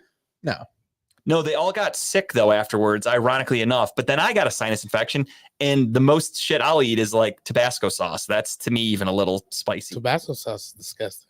I just meant I buy the garlic Tabasco because it's a little less. The Chipotle one is good. Never tried it. I don't like hot sauce, dude. I'm telling you, I'm a bitch when it comes to heat. I am a bitch. I'm a bitch. I'm a lover. I remember one time I bought a bag of those Takis or whatever they're called because I didn't know that they were hot. Takis are disgusting. Well, I just saw that they were blue, and I'm like, oh, that looks cool. I'll try those. I fucking took a bite. I was on fire, dude. My fucking head was sweating. I threw that shit out. That was disgusting. They stink. They smell like throw up. Like yeah, they were disgusting. I didn't know what they were. I thought they were like mini tornadoes that you would get from like Speedway on the roller. Like, I didn't know. and they were blue. They look cool. So I wanted to try I them. do love tornadoes. They're They so good. burnt the fuck out of my mouth, and I was sweaty. Oh, it was garbage. But yeah, if you guys want to do a spice challenge, whatever. Again, I said we're gonna brainstorm an idea, and we're also gonna brainstorm an So idea. we both get punished? Is that how it works? There's a second place Oh. punishment, which is a little less than the third place All punishment. right, I'll eat honey barbecue wings. Oh, Donald's a Steelers fan. Okay, Oh, go fuck yourself. that Donald. makes sense. So he Respectfully. he brings up the Browns and the Bills record against each other. Meanwhile, the Steelers are playing the Bills. What does that have to do with the Browns at all? So you're rooting for the Bills this weekend, right? Well, unless somehow the Ravens lose this week, which they don't play, the Browns wouldn't be facing Buffalo anyway, so it doesn't matter. The Jumanji numbers say? We need Grape for this. I think Grape has been upset with me. I feel bad. Oh, you pissed him off? On accident, I think. Yeah. He invited me to. He was doing a Christmas show, like an outing, a few weeks ago, right after Christmas or right around Christmas, and it was a Friday night. And I told him that Tara and I would come, and we ended up going to the Zoo Lights with my niece. So obviously, you got to go hang out with family. I Priorities, can't man. control it, and I even told him I was like, He'll "Hey," be fine. Well, I've noticed he's been a little spicy with me. I think. I don't know. I think he'll be all right. That's But great. It's great. Spicy meets ball. I've never been on this side of great before. I've always been, we're so cordial and cool. I feel bad. I really do. I apologized. What do you say? I meant Houston. Oh, Houston and Buffalo, or Houston and Cleveland. I think our record against Houston is We literally beat them last year. We beat them this year. So I don't know what Donald's talking about. You might want to check your Wikipedia. I think it's a little off. Yeah, the Browns in Houston don't play that often, and we've beat them the last 2 times. Kevin Stefanski's literally, here's a fact for you, Donald. Kevin Stefanski's undefeated against the AFC South. That's one you can look up. Here's a fun fact. So It's how- 50-50. Browns and Texans over the last 4 years, the Texans have the better record, even though Kevin Stefanski's never lost to the AFC South. So Here's a fun fact. I don't know where you get your stats from, but It's the 7-7 split. We've No. lost 7, we've won 7. he's definitely a Steelers fan because they come up with stats that don't make any sense. That's what it is.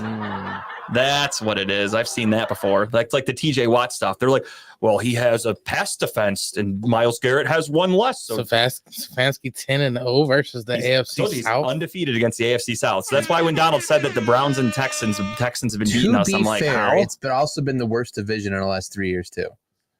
Just saying. Sure. Just throwing it out No, there. I agree with that. Just throwing it out there. But a win's a win. Oh, I'm not You, disagreeing. you can only play who Goodell tells you to. Yeah, I'm not really that worried about this game. CJ Stroud scares me a little bit It's a for playoffs. sure. I always have in the back of my mind, how are we going to fuck it up, right? But we have the pieces. We have in Flacco we trust. We have a veteran group. We have a hungry team. And at the end of the day, we have the best coach in the NFL. Kevin Stefanski is going to win Coach of the Year. We have the philosopher JOK on the defense, spitting rhymes. We've Throwing got down words of wisdom. Myles Garrett, who I feel like is going to have himself a fucking day. I think he's ready to explode. He hasn't had a sack since we got Joe Flacco. He's got to welcome CJ Stroud to the Welcome NFL. to the NFL, kid. Welcome to the playoffs. Welcome to real football. Because that's the thing, too. Not saying it's going to happen this year. Lamar Jackson, What's up, Dave? MVP, one of the best players in the NFL. In the playoffs, Lamar Jackson's a fucking stiff. He's a bum. He's consistently been bad. Overall record in 4 years when playing twice. It's not true. What does that even They're mean? 7-7 against each other, man. We don't play the Texans twice in a year because they're in the AFC South. We play them once unless we see them in the playoffs, and we've never seen them in the playoffs. So I don't know what this guy's talking about. In the last 4 years we played them, we've beat them. Right. No, I'm not disputing that. But he said when you play them twice in a year, we've never played the Texans twice in a year before. We did go on a what? We did go on a 5-game losing streak against them back in 2008, 11, 14, 17, 18. But in 20, 21, 22, and 23, win. Well, Donald, if you fire up that flux capacitor and we jump in your time machine and we go back to when the Browns were losing 5 in a row, then maybe we don't have a chance on Saturday. I mean, this is what my Google machine tells me. It could be wrong though, you know. Kyle caught a different fever. He caught a real fever. Dave, what's That's up? the bird flu. I'm gonna ride that old man out, man. I don't know. Something tells me Pulse. the NFL is all about You storylines. ride that old man. The NFL is I'm going to. The NFL is all about storylines, right? And I get it. It's all not rigged. We believe that. And just looking at this weekend now, it's Joe also, Flacco, Ravens is what the NFL wants. I mean, look at the weekend's games, right? We know it's not rigged. But Yeah. you've got Tyreek going to Kansas City to play the Chiefs. Storyline, views. You've got the Green Bay Packers going to Dallas to play Mike his old team. McCarthy. Storyline, views. You've got, what's the other one that's a big storyline? Shit, I just had it the other day. What's the other game this weekend? Which AFC? Hold on, let me see it. I want to guess. Hold on, keep talking. You're good. I'm trying to think. Let's see. He might be playing them 2 times this year. Yeah, but he said we have a bad record when we play them twice. I don't know. Oh, Matt Stafford going back to Detroit, yeah, playing the Lions. Did you see those tickets? Are they fucking astronomical? The most expensive playoff tickets in the NFL are in Really? Detroit because it's the first time they've hosted a playoff game at Ford Field. Jesus. And it's Matt Stafford's first return. time back to Detroit. So Huge. tell me that the NFL is not salivating over this weekend. And if you could throw the Browns in there too, it's the Deshaun Watson Bowl, which Watson, even though he's not going to he'll be there, but he's not playing, right? And But I hate to break it to everybody, but the Texans just don't put asses in the seats. No. The Browns, hand to God, have one of the biggest fan bases in the world.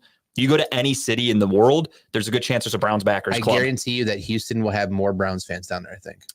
It's looking that way. Yeah. I know there's a big Cleveland invasion happening. Yeah. So it's yeah, gonna be the it's a fun NFL weekend. tends to roll a little bit extra towards where the money goes. Just saying. Yeah. And Flacco back in Baltimore for a playoff game. Huge. Fucking Christ. Yeah, I'm excited for that. And if he beats him, Even better. But yeah, so that's going to kick off. We'll do our picks and everything in a little bit. First off, though, let's talk about who got fired. Dub chimed in. Arthur Smith, of course, was one of the first to get announced. It's been a very slow week of firings, though. They've kind of dragged it out. Yeah, but a lot of guys got fired in the middle of the season, though, that we knew was coming.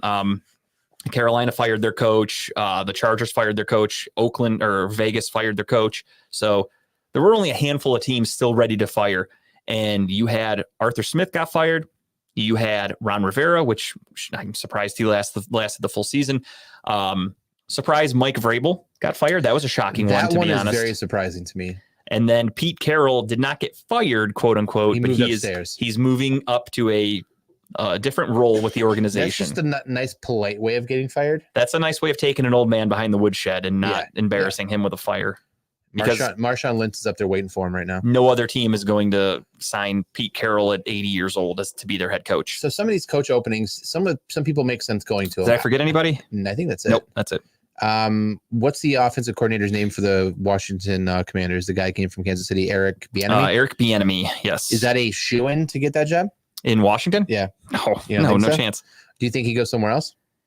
Yeah, there's a good chance they're going to hire a new head coach and they're going to gut the coaching staffs from both sides. Most head coaches, when they Is come it in, they not want their time own for men. that man to get a coaching job or a head coaching position? I mean, he's been. It's not it's not like the Commanders' offense was dead. You know? Their offense was good, but overall they did stink. Yeah. But again, you had Sam Howell and you had Jacoby Brissett, and to do what he did with Sam Howell, who I think is a bum, it's impressive. Yeah. Not knocking it. However, I think they won 4 games. Like that plays a lot into it too. That shows that offense can move a little bit, but it doesn't win games. Sure. There were some times where they were in some close spots and they failed to produce when they needed to. That gets taken into consideration. We talked about Vrabel. We think Vrabel's going to have his pick of the litter. I truly think Mike Vrabel is the top candidate for just about any team right now. They're going to want that guy because he's got winning experience. He's been a coach of the year. He's young. Players want to run through a fucking wall for him. If you're an NFL team with an open spot, do you go more towards Harbaugh or do you go more towards Vrabel right now? I would go towards Vrabel personally because Harbaugh has been coaching in college for so long that he has to kind of come back and get acclimated to the NFL. And I'm not saying he wouldn't do a good job, but I feel like he might take a little bit of time to get everything going because the NFL is a totally different game.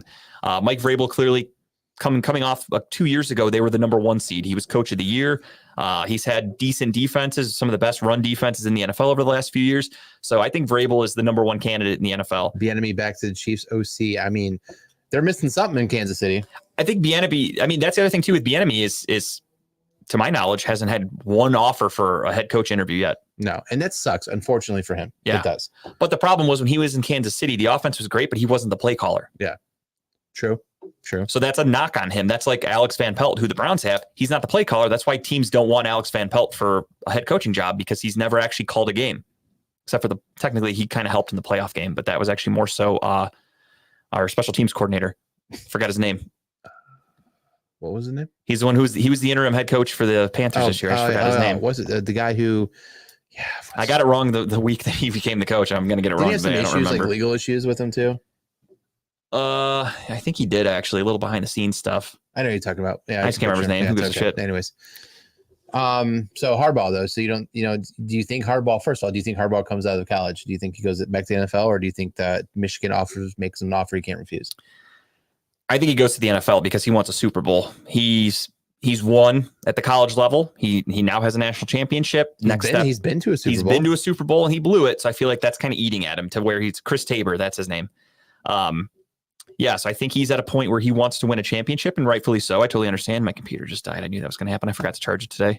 Way to go. I don't need it anyway. Who gives a shit? I was just watching our show on it. So. But yeah, no, I think he goes to the NFL if he gets the right offer. Mike Prefer, I don't remember which one. Was it Tabor was the one who was the head coach for the playoff game, I think. Well, I think it was Prefer. Was it Prefer? I got him confused, actually. I think I made the same mistake Brandon did. I think I called it Chris Tabor when wasn't I think it was Prefer, because Prefer's the one that had the issues behind the scenes with some things. maybe that's what it was. I don't know. They look alike. They're all the same. It's a special teams they're all coordinator. white guys. Who gives It's a fine. fuck? They don't even need names unless it's Bubba Ventrone, best in the NFL. But anyway, yeah. So let's talk about that a little bit. Speaking of coaches that are no longer going to be on the sideline next year, Nick Saban announces his retirement about 2 hours ago today. Breaking news. It sucks. It happened so fast. Don't even have a picture of it. I had to correct myself because 10-year, $125 million. There's no fucking way. No, he's not coming back to Michigan. What is it? Michigan offered 10-year, 125 contract with a caveat of no NFL contact. Yeah, he's not taking that. There's no way. You can't put a block on someone like that. I just don't think that's not even that much money. $12.5 million So here's my question with a year. I would rather go to the NFL. with the Saban thing. So when a coach for college either quits, retires, or gets fired, the transfer portal opens back up for 30 days. Yep. So do we have a mass exodus out of Alabama right now? I mean, they're fucking loaded with players. It depends on who his predecessor is. Had they announced that yet? No, not yet. I mean, that's a big thing. Is who's going to be who's taking over. over? It's also very curious that they haven't announced it yet, because usually you want to try to save face and get out in front of these recruits who you just recruited and say, "Hey, yes, he's retiring. However, this guy We you knew like this too." was happening. Here's what we have. Yes. This guy that you guys fell in love with. So I'm curious, and I'm also curious. Did he know he was going to do this the entire time? Like, was he out there recruiting last year, knowing he was going to retire, or do you think he just said, "Fuck it, I'm done"? I don't know. And yeah, I'm with Steve, actually. I do think that Harbaugh is going to get the fuck out of there because he knows they're about to come crashing down on Michigan. So he won it. He could tell everybody he's a national champion, but they're going to. I hope Adam gets to touch that national championship once in the case, because it's going back. It's evidence he doesn't get to touch it. And then you'll get a trophy for having the most awards you won, but you never actually kept in college sports. Yeah, they'll give you a second. You get an extra trophy for that. Here's a trophy for having a trophy and then having to give back a trophy.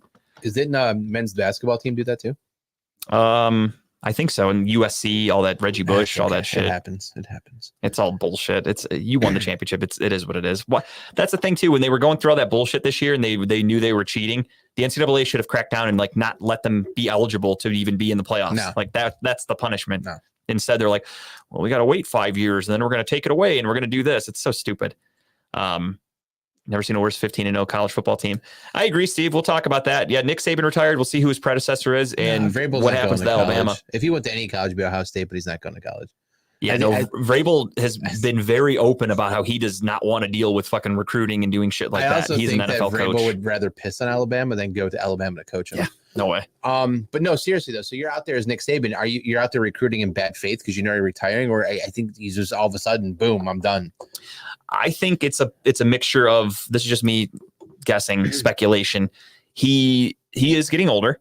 He is they haven't been as dominant. I mean, they've been good, but I mean, losing to Michigan they got backdoor slid into that championship this year. They didn't deserve to be there. No. My buddy and I, when I saw Alabama beat Georgia in the SEC championship game, I was like, I don't think that should change anything. I think Georgia should still get into the playoffs. Georgia's the better team, and the NCAA fucked that up, and they let Alabama in. And then Alabama pissed down their leg and lost to Michigan. They should have beat Michigan. It was Truthfully, a good game though, but yeah, no, I agree. if it weren't for all the fucking fumbling and shit from the center that gave Michigan like 10 tackles for loss, Michigan should have lost that game. No question about it. Just being honest, it's not me being a Michigan hater. That's just true. Dan Lanning of Oregon. That would be cool, but that's really shitty of him to leave Oregon because Oregon's a damn good program, but they are about to lose Bo Nix, and coaches do look at that. They look at their recruiting class. They look at who's coming in, and if you're losing a lot of your studs, you're like, fuck you guys. I'm going to go down to Alabama. I mean, this could be beneficial for Ohio State if that portal opens back up and some of these 5-star, 4-star players say, okay, fuck it, not Alabama, fuck Georgia. I'm going to go to Ohio State. And Ohio State produces a lot of NFL talent, so it's a good place to go if you're a young kid trying to get there. But yeah, back to Michigan. Michigan wins the national championship on Monday. Truth be told, and again, all this is going to come off as me sounding like a hater. I'm not. I'm wearing this while you're wearing Ohio State jersey. I told Kyle as I was walking in today, I said, I'm wearing an Ohio State jersey just to be a troll. I like Eddie George, so I got an Eddie George jersey. That's literally the only reason I have it. And I just wanted to wear it today. He's also George too, so it kind of works out. Eddie George is my favorite player of all time. Because when I started following the NFL, the Browns weren't a team. So I started following. My mom found this jersey that said George, Houston Oilers. I had no idea who it was, so she bought it for me. I did some research. I go, okay, he's a running back, Eddie George. And I went, oh, he played at Ohio State. I live in Ohio. What the fuck are the odds? So then I became an Eddie George fan, and I followed him to the Titans. He's my favorite football player of all time. And the fact that he's a Buckeye, I was like, well, if I ever go to something that is a Buckeye party, I want to have something of Ohio State. It's a good investment. Yeah, I got it from China. It was like $25. Investment. Priest It's Holmes. a sick looking jersey. Yeah. Are you? Hey. Oh, Priest Holmes was the shit back in the day, man. When I was in high school, middle school, I wore jerseys of almost everything that was in Cleveland. I had LeBrons, don't get me wrong. Did you have a couple but starter jackets back in the day, or is that? I had a Charlotte Hornets one, yeah. Yeah, everyone. I feel like Everybody everyone did. had the Charlotte Hornets. I had a Cowboys. Cowboys and one the was Cowboys sick. is popular too. Yeah, those But- start the little things in the front. Little, yeah, it was I was a amazing. huge, I was way different back in middle school and high school. I was a big rap fan. I loved jerseys. Back when rap was good, in my opinion, rap was really fucking good back then. Did you wear those Nowadays, really not a weird fan. jeans, like those Jenko jeans that were like wide open and shit too. No, I didn't really wear those. Those were more Georgia like Bows. those were more if you were like a metal kind of guy. Like if you Okay, like, I okay. don't get me wrong, I love Limp Bizkit and Korn and all that, but I didn't dress like that. Okay, I dressed like Fred Durst for a little bit. I went through that phase that I'm more than proud of. And then I went to high school and I was just I loved rap music. I wore nothing but basketball and football jerseys all the time. My whole wardrobe was jerseys. I wore Dirk Nowitzki, Allen Iverson, LeBron, Donovan McNabb, fucking Eddie George. I loved all those guys. I'd wear everything that wasn't Cleveland pretty much Nice. because I love sports. Ricky Davis was still my favorite Cav of all time. I loved Ricky Davis. They didn't sell his jersey back then, so I had an Andre Miller. But that's how, like, I had some abstract jerseys. I had Michael Jordan on the Wizards. Never, ever bought a Steelers jersey. Never. Oh, Dave said I had a Dallas Mavs starter. Oh, and a Steelers starter jacket. Starter jackets are fucking sick, dude. I love them. I would get a Troy Polamalu jersey or a Heinz Ward jersey. I would too, to wipe my ass. Heinz Ward, man, talk about a guy who's getting gypped from the Hall of Fame, huh? He doesn't deserve to be in the Hall of Fame. Are you kidding me? The only way you can get gypped is if they double charged him when he's buying a ticket. That guy doesn't deserve to be in the Hall of Fame unless he's a patron. But yeah, so Michigan wins the national championship. A couple fun facts for everybody. The refs swallowed their whistles like crazy, which was fucking annoying. And this is just me. I want to watch a good football game. That football game, truthfully, was one of the most forgettable national championships of all time. Yeah, it was not. It was very boring. The refs were letting them play, kind of letting Michigan more so hold and just not calling it. But I was like, whatever. If they're not calling it, they're not calling it.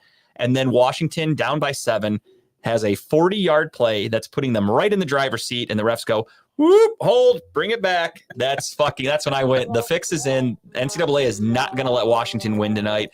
And I basically turned it off. It was an ugly game. Michigan, I also found out because of COVID, they had a lot of guys that stayed. They had 44 seniors on that team that were 4th or 5th year players. Ooh. And in college, you're playing 18, 19, 20-year-olds. They had 4th and 5th year seniors, 44 of them, almost half the roster were seniors. So you got these old men out there playing against these kids. So, I mean, Michigan obviously should win that game. So the fix was in. Yeah. The fix was in. Michigan clearly cheated this year. It's like the parents versus the kids basketball game in high school, you know? That's what makes it like more offensive than anything as a college basketball fan. I actually played in that game before in the father-daughter game. I used to coach my cousin or my uncle. I mean, his daughters played college or middle school, whatever, and they needed an extra person to play. And I was like, fuck it, I'll play. Block the shit out of one of those kids. No mercy. No mercy. You're gonna learn today. It takes great. a lot to shoot over me, kids. But yeah, the game overall just kind of stunk. The refs, again, when they weren't calling blatant holds that Michigan were doing, especially the corners. The corners were holding like motherfuckers all day and never got called. And then when Washington finally has a huge play to potentially drive down and tie the game, the refs take it back. Washington has to punt. And that's when I was like, okay, they're just not going to let Washington win this thing. I mean, hats off to Washington. They hung in there for a while. They tried, came close. for sure. They played good defense to a point. I think McCarthy didn't have anything over 100 till like the third quarter. I think like they held him. McCarthy's a good game managing quarterback.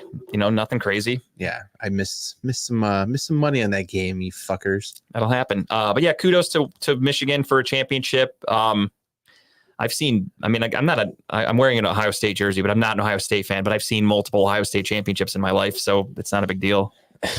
Well, I mean, for the Michigan fans out there, live it up. It's yours. Yeah, congratulations. Enjoy You yourself. guys needed Ohio State to have arguably their worst year, which even though they only had one loss in the regular season, everybody wants Ryan Day fired. Their quarterback left. Like we knew where the issues were on Ohio State. Yeah. Like we've talked about it. I think everybody out there did. And Ohio State, I would say this was a extremely down year for that team, or that program. And that's the year Michigan wins a championship. So again, you needed Ohio State to be at their lowest so you could finally sneak a win past Washington, the almighty Washington Huskies. So congratulations, Michigan. I'm curious to see. I mean, we did have some good transfer portal entrance into Ohio State. The running back from was it Kansas State or Ole Miss, the quarterback Ole from Miss. Kansas State. And then the quarterback. I mean, I don't know. I don't know the I didn't look much into the quarterback's history. I don't know if he's just good. another. He's old. He's going to be a fifth-year senior, if I'm not Yeah. mistaken. He's this will be his final year in college. So he's just coming to win at Ohio State. And we've got what's his name? Aaron Nolan will probably be the quarterback next I would year. assume, yeah. So We got some draft class. We got some recruits that come in there. they were again four-star, a top we'll see. recruiting class. Ohio State knows how to recruit. It's just a matter of Ryan Day putting it all together. We'll see what happens. They did, ironically enough, the funny thing, the center for Alabama that was fumbling like a motherfucker and couldn't snap the ball, he's now an Ohio State Buckeye. Great. He transferred to Ohio State, but he didn't give up a single sack all season. And most people think he is going to move to guard because he's a great blocker, but snapping's not really his thing. So not a bad move. Guess we'll see what happens. Yeah, and everybody and their brother is talking about how, Ohio State needs to address the offensive line, and they did that I think so right away. Dave Cooper is Cooper. Ryan Copper, baby. Ryan Copper Pipe. That's his nickname. But yeah, so congratulations, Michigan. Cool, I guess. Yeah, whatever. Nothing to say about it. So fuck Again, it, the moving most forgettable national championship I've seen in a long time. Last year's was terrible. I remember I shut that one off within like the first 5 minutes because that was fucking ugly. TCU did not belong on that field. And then same thing, the one on Monday night. I'm excited for next year, though. Now we have a playoff bracket. That's going to be Yeah, interesting. 12 teams. Very excited for I that. am excited to see what happens. Yep. I'm going to see how that That's goes. going to produce some pretty good football games. I hope. Or it's just going to be a bunch of fucking people getting mud stomped. I don't know. We'll see. Yeah. It's not hate. It's just honest. I mean, I'll be honest about any team. I'll bash anybody that deserves a bashing. And that was Michigan. I don't hate. Again, kudos to you guys. It's been so long that it was like you guys beat Ohio State a couple of years because again, Ohio State's at its lowest. 84 years. Yeah, it's been so long. We finally beat them, and now they're like, "We're the best. We beat you one time." And that's the other thing. I'm listening to the radio all week, and everyone's saying like how Ryan Day must feel horrible. Michigan won a championship, and you couldn't beat Michigan, and you got embarrassed by Michigan. Did they get embarrassed? Because Kyle McCord had like 3 turnovers, and that's the only reason they lost. It was a 1-score game. Am I crazy? Yeah, no, it was a close yeah. game. And Michigan acts like they blew Ohio State out of the water. They weren't that much of a better team. I will say, Ryan Day, leave old men alone. Don't fucking go after Lou Holtz next year, okay? Just leave him alone. I like that. He's a nice guy. Put him in the dirt, Ryan. He's a nice guy. Put him in the fucking dirt. Except they don't play at Notre Dame now, so they're not going to play Notre That's Dame. why I want again Ryan for Day to another- just, after every game, call out Lou Holtz. Just I want that to be his thing until he fucking croaks, and then Ryan Day can be like, I did that. You see after that? every interview, he's like, "What do you think about that, Lou?" Yeah. How do you like that, Lou? You bitch. Who's soft now, you old motherfucker? And he dies. He's like, "Oh, I guess who's soft now? Look at you." Yeah. Oh, you're fucking. Oh, actually, you're kind of hard. That's rigor mortis setting in. All right, if Lou Holtz dies in 2024, it's this fucking show that did it, and I'm gonna cry. Anybody out there watching basketball? Is Rudy Gobert not playing? No, I have not seen. Because I have him for some rebounds, and he has 0 in the third quarter. And Rudy Gobert is about 7 feet tall, so he should have a plays for couple what, rebounds. two- Minnesota Timberwolves. And I'm not seeing it voided either, so that's fucking strange that he has 0 rebounds. Unless maybe he got hurt. I guess I didn't think about that. But then it should be voided. He's not. He hasn't played 1 minute. Okay, that makes sense then. I was looking at it. I'm like, why the fuck does he not have any rebounds? Okay, that adds up. So they'll probably void it here in a little bit. They will. I just didn't know. Usually they'll cross it out with like a checkered mark or whatever, but I didn't see anything. All right. It's time to talk a little bit of playoffs. The NFL playoffs kick off on Saturday, of course. That's a good bet, Adam. Who dies first, Holtz or Corso? I think Corso. That man is a walking skeleton. I don't know. Lou Holtz is fucking slobbermouth. He's a great coach, though. Don't hate on him. He is. He hasn't coached. Was a great he? coach. Was he? Calm down. Was he? What did they win with him? I honestly don't know. Pretty positive they won a lot. Let's see. Lou Holtz's record. I don't think he coached when I was alive, so I don't know. He's old as fuck. Mm-hmm. We're looking it up. Looking up Lou Holtz stats, everybody. Buckle up. It's about to get real. With that being said, though, I'll have Tim throw up the playoff bracket for the NFL, and we are going to get you all ready. Browns start us off on Saturday afternoon at 4:30. They are the first game. Saturday night, you've got the Kansas City Chiefs hosting the Miami Dolphins in what is supposedly going to be one of the coldest games in NFL history.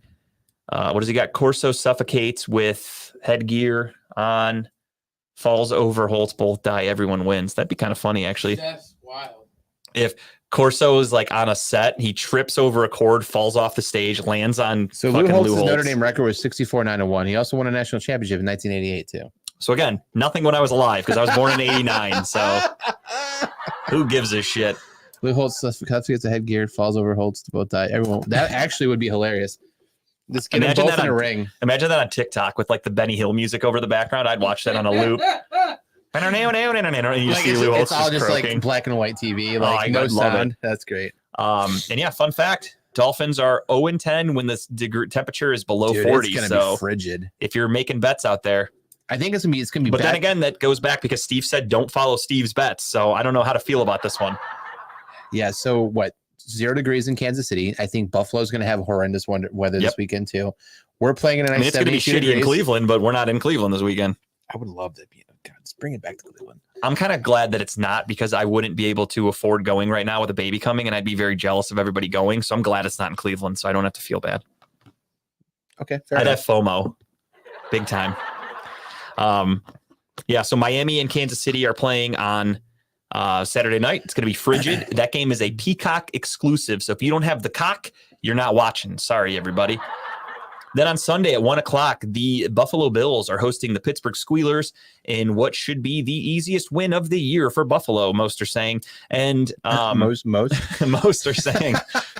And then you've got, I forgot the actual schedule for the rest of it, but you've got gotcha. who's what's the Monday night game? That's the Packers? One of the games, the Eagles versus the Bucks. Eagles and Bucks is Monday. Okay. I couldn't remember which order it went. So Yeah. what's the 4:00 game? 4:00 game on Sunday. Mhm. A 4:00 game on Sunday is the Packers and the Cowboys. Okay. So Packers, Cowboys, and the Sunday night football game is Is going to be the the Rams, Lions and the Lions. Rams. Yep. Okay. All right. That adds up. So there's your playoff bracket, as you can see there.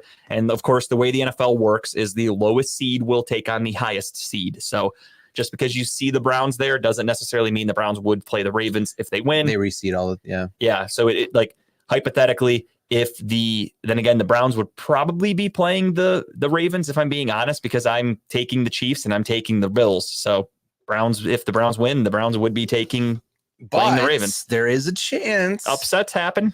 we could be seeing a divisional game in Cleveland. Yeah, Adam's got it too. So Adam thinks the Browns would be playing the Ravens in the next round. Mm-hmm. Yeah, we'll talk about it. So let's go through it. We are going to do our picks again. For those of you that want to play along with us, we are doing picks on CBS Sports app. Download that. Look up the Talking About Balls thing. I posted the link on Facebook, Twitter, all that. Winner gets a spot on the show with us, and you guys make your picks. So let's start off. We are obviously going to save the Browns and Texans game for last. So we will do the Chiefs and the Dolphins. I'll start. Give me the Chiefs. I know they've been struggling this year, but I do think that cold weather is going to play a major factor in that Miami team. And Miami's been kind of struggling. They've got some injuries. They didn't look that good against Buffalo at home on Sunday. Now they have to travel to a frigid Kansas City. I don't think Miami advances this year. Tim is given the chop in the background, the tomahawk chop. Okay, so just because I want to see it happen, I'd love to see Miami beat Kansas City. I'd love to have Tyreek go in there and just have I want it just because the game of the century. I don't want to play the Ravens. Yeah. So I want I don't want the Steelers to win, but I need the Steelers or the Chiefs or the Dolphins. I'm sorry. One of those teams would have to win in order for the Browns to not play them. And I don't want to pick the Steelers. So I kind of want to pick the Dolphins. I hope the Dolphins win, but my heart says I would love to see like the last play of the game is Tyreek breaks out, catches the ball, runs for 80 yards while he's running the end zone, hits with the notorious peace sign while running into the Kansas City end zone. Yeah, unfortunately for Tyreek Hill, he's more known for dropping passes in big moments lately. That's kind of his thing. Give me the fucking Dolphins. Kyle is fucking going for it. Yeah, but give me the Dolphins. Wow. I love that. That sounds like Snowflake right from Ace Ventura. I know that language. All right, so I am going KC. Kyle is going Miami, and Tim is going KC. Loser has to get butt naked and jump into the fish tank at a local Bass Pro Shop. That's our new punishment. If you guys didn't see that video, I highly recommend looking it up. New breast. What? You didn't see the video? No. So I think it was in like Alabama. There was a dude who's like off his meds. He went full crazy. He crashed his car in the parking lot into a pole and then ran inside of Bass Pro Shop, stripped naked, and jumped inside of their live, like they have that big water thing with like actual fish in it in the Bass Pro Shop. He jumped in there and swam butt naked. That's not the funny part. Funny part, it looked like he had no dick. I'm not kidding. It had, you saw that? It had to have been the coldest water in history because his dick disappeared. It is gone. What do we got? Miami, Steelers, Browns, my upset picks. You're going to be pretty upset there, Donald. I don't think the Steelers stand a chance. He had the hairy mangina. Dude, he had like, I saw the video at first and I saw him like he's in the water. He's kicking his legs and you can see, and I'm like, what the fuck? I don't see anything in there. He had no dick. Literally was missing a dick. Yeah, watch it. He's got no dick. Kyle's watching it right now. You guys are going to see a live reaction to Kyle seeing a man with no penis. Very exciting stuff. Hold on. No dick incoming. We'll continue while Kyle searches for that man's dick because it's still a missing person. If you found it, it's on the side of a milk carton, that man's penis. Steelers take on the Buffalo Bills. Oh, Jesus. Yeah, it looks like he has a vagina. Dude, he had nothing. It's the wildest thing. The whole video is kind of funny. He tries jumping out and he falls and gets hurt, knocks himself out. Props to the videographer here. Like just gets the action shot of the cops moving up the side. For those of you that haven't seen it, he just fell shit. out. He's out. He knocks himself out. The cops handcuff him. As they're cuffing him, he comes to and like fucking goes crazy again. Kicks one of the cops in the balls, and then gets carried out or gets taken out naked and like he's got no dick, dude. It's fucking wild. They beat it off. Literally, dude. That's or like maybe one of those fish in there thought it was a fucking little pellet and ate it or something. I don't know, but it's gone. The second game we're picking here though, Buffalo hosting Pittsburgh. Does anybody want Pittsburgh? No. Fuck to the no. There's you heard it here first. Fucking way that they win this game. Yes, I'm picking the Steelers to lose. You and me both. Bartender, I'll take 3 shots of Buffalo. Buffalo Trace? Just Buffalo Bills. Next up, we're moving on to the NFC. We're just going to go top to bottom. I know the games aren't in that order. Actually, no, we will. We'll go in order. Green Bay, Dallas. Is that the order? Is that the order? Yeah, Green Bay, Dallas is 4 o'clock. Yeah. Oh, Kyle telling me I'm wrong. Sorry. It happens. I've been right sometimes. I mean, the Cowboys, 7.5. Jesus. Yeah, give me the Cowboys. Yeah, give me the Cowboys. We're not doing anything extra for picks. Or points because I want this to be fair. These are the exact picks that I'm going to make on the CBS app. What sucks though is picking the Cowboys in the playoff game to win is just hard to do because the history tells me the first round. It doesn't happen much. And it's so emotional for Mike McCarthy. Like it's not just a normal playoff game. He's going up against his old team. It's going to be the huge news. And that dude fucking buckles under pressure. Can I put an asterisk? Says none of us would be surprised if they lost, but they should win. It's fair to say that, but it won't change your pick. No, I am going to go with Dallas as well. But if they lose, not going to be surprised. Yeah, give me Dallas. That was a good one. Them boys. How about them Cowboys? Next up, we've got Matt Stafford headed home to Detroit. I'm coming home. Ford Field, Detroit Coming Lions hosting a playoff game. Who would have thunk it? This is the first time in NFL history, by the way, ladies and gentlemen, that the Browns, Bills, and Lions made the playoffs in the same season. We own Hell Lake Erie, has officially frozen over. or Lake Erie is. Give me the Rams. I think Stanford comes in and just says, "This is still my house, and I'm going to run it." I have to agree with Kyle. I've said it all along. Dan Campbell, fun coach, exciting for what's that show called? Hard Knocks. But when it comes to the actual gameplay, he makes horrible decisions. And in this matchup, it's a pretty even matchup. If I had to be honest, I think both defenses are good, not great. Both offenses can be great. With that injury to Sam Laporta, that's huge. Jared Goff is an average quarterback. He's not elite. Matt Stafford, I think, is an elite quarterback, at least in his prime. He's getting a little older, but he can still sling it. Puka Nacua set the rookie record for wide receivers. They have Cooper Kupp. Their running back, Williams is fucking killing it lately. So in this case, I kind of just go for give me the better coach, and that's Sean McVay. Sean McVay's won a Super Bowl. He's been to 2 Super Bowls. He's a very, very smart man. I think Sean McVay has this team ready to go, and I think Dan Campbell's just too much of an emotional guy, and I think he's going to do something stupid, like go for it on 4th and 10 with a fake field goal or a fake punt, and the Rams are going to read it like a fucking book, and they're just going to look like fools. So I hate to do it, Josh. I apologize, buddy. I know you're from Detroit, you're a big Lions fan, but give me the Rams. So you guys have me convinced because I was gonna go. You wanted to Detroit. roar real hard, didn't you? Rams making noise. I don't know what the fuck it is, but Rams making noise. All right, but you know what? I think I'm gonna stick with my gut. I think I'm gonna still go Detroit. I like it. Hey, don't let me influence you, brother. I mean, you made some good points. And I call it like I see it. And as you guys can see, I fucking dominated in the picks. All right. Okay. I damn near had double-digit lead at the end of the You had season. some garbage time victories at the end there because I gave them away, but it's okay. I had to make the right pick. And then that gets us to Monday Night Football. You got the Tampa Bay Buccaneers taking on the Philadelphia Eagles. The Eagles have been shitting down their leg. They are in shambles, truthfully.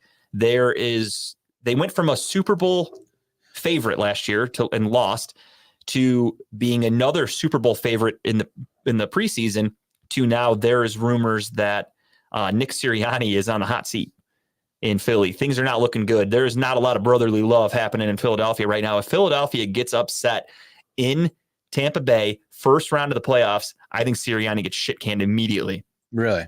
I do, but I don't think that's going to happen. I've seen Baker Mayfield all too many times. I do not think Baker Mayfield has what it takes to win a playoff game against a caliber team like the Philadelphia Eagles. Again, I've said it once, I've said it before. Playoff football is a different animal. Forget what you saw in the regular season from any team. Playoff football is so different. Again, look at Lamar Jackson in the regular season. Stud. Can't be stopped. Look at Lamar Jackson in the playoffs. Stopped multiple times. Some games, truly embarrassed. So with that being said, I like the Eagles in this one. Yeah, so I got Fly, Eagles. I fly. have to see how Jesus. I want to see that guy's penis because I don't think it exists. That's what I want to see. I mean, I'm really curious to see what happens with Hurts and his finger. Like, I'm curious Yeah, to no, see it's fucked up. what's going on with that. I mean, I got the smart picks, the Eagles. I got to go with the Eagles, but I think it's gonna be closer than people probably think it's gonna For be. sure. Again, they really are in shambles. There's currently I think rumors they're that lost. Sirianni's on the hot seat. They had a players only meeting the other day that AJ Brown held, of all people, who's known to be a hothead. Yep. And that's not a good sign when AJ Brown's the one trying to get the team to work together and everybody on the same page. Not great. Yeah, give me the Eagles, but I mean, if Hurts isn't 100% or not even close to like 75%, then there's a good chance they lose that game. Yeah, the number one thing for the Eagles is just confuse Baker. Baker will turn it over. As you saw against the Panthers the other day, you put a little bit of pressure on him. Baker was not able to move the ball at all on Sunday. Watch him come on and have that like Baker-esque four touchdowns, 300 and some yards, and no interceptions, and he rides them into the. Yeah, the problem with that is Baker never does that against good teams, and the Eagles are pretty good. They're not great. They're pretty good. So I don't see it happening, unfortunately. Really quickly, before we keep going, I realized that for the last like month or so, I haven't done a show schedule rundown, and I apologize to everybody at Redline. I know that was a big reason why some people have left this station. So I just want to address that really quick.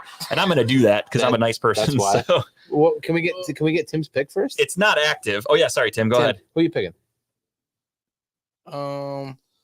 Eagles. All I right. think it's the Eagles. EAGL. There it Yes.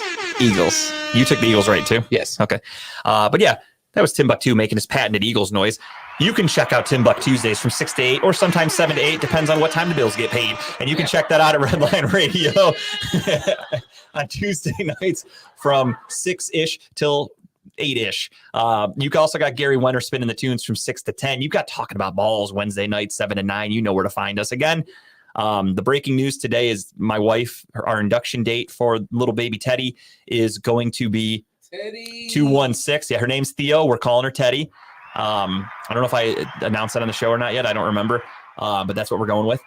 Little Theo Reagan George, aka Teddy. The induction date is February 16th, right after the Super Bowl. So I joked with Terry yesterday when she gave me that date, and I said, wow, what a fucking week. The Browns are going to win the Super Bowl on the 11th, and then I'm having a fucking baby on the 16th. What a week for me. That would be amazing. Fuck yeah, it would. Our last name should be Brown instead of George. If we win the Super Bowl, dude, I'll talk to a judge. I'll do what I got to do. You know me. I don't fuck around. But yeah, check Talking About Balls out. But we are going to be, we're going to be weekly. And then the Super Bowl is going to happen. The Super Bowl week, Tim has a show on Valentine's Day, which is a Wednesday that week. So we're going to do the show special on Monday. So we'll do a show on the 12th. And then honestly, we're probably going to take about a month off. Kyle and I were talking about that today. We'll probably come back sometime in March, right around free agency for the NFL, but we are going to take about a month off. We're give or take. gonna take that running late schedule and take a month off. Yeah, but this is deserved, unlike those guys just like fucking laying around and beating it. So Wow, a hiatus from balls. it's weird. It's going to feel strange, but it's, You okay with that, sir?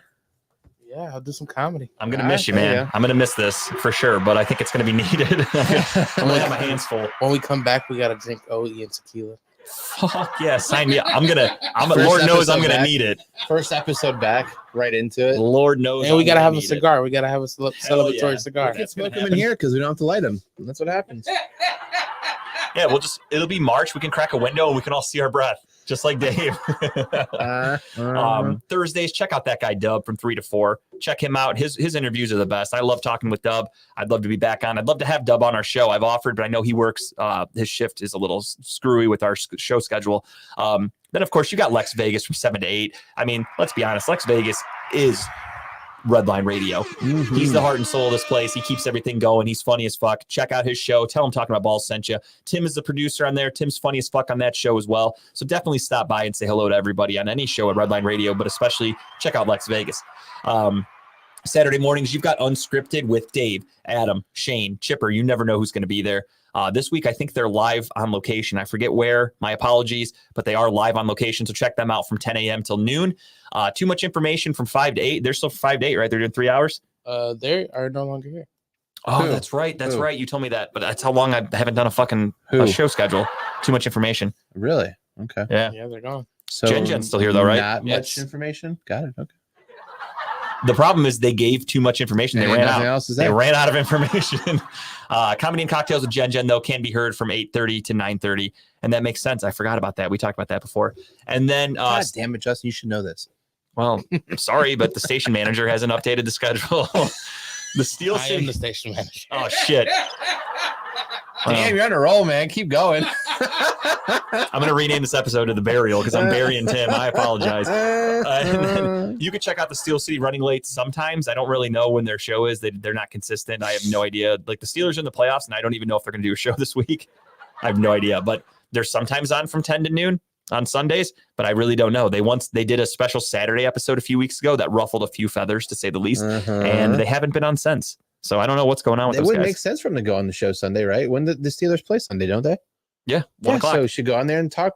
Yeah. You would think, but I haven't heard anything. I Do a don't know if special- I have no idea if they're doing a show. 10 they do 10 to 12 anyway. So yeah, 10 to 12, then go watch the game. No idea. I'm not your producer. I'm not your radio host, but that makes sense to me. Yeah, no idea.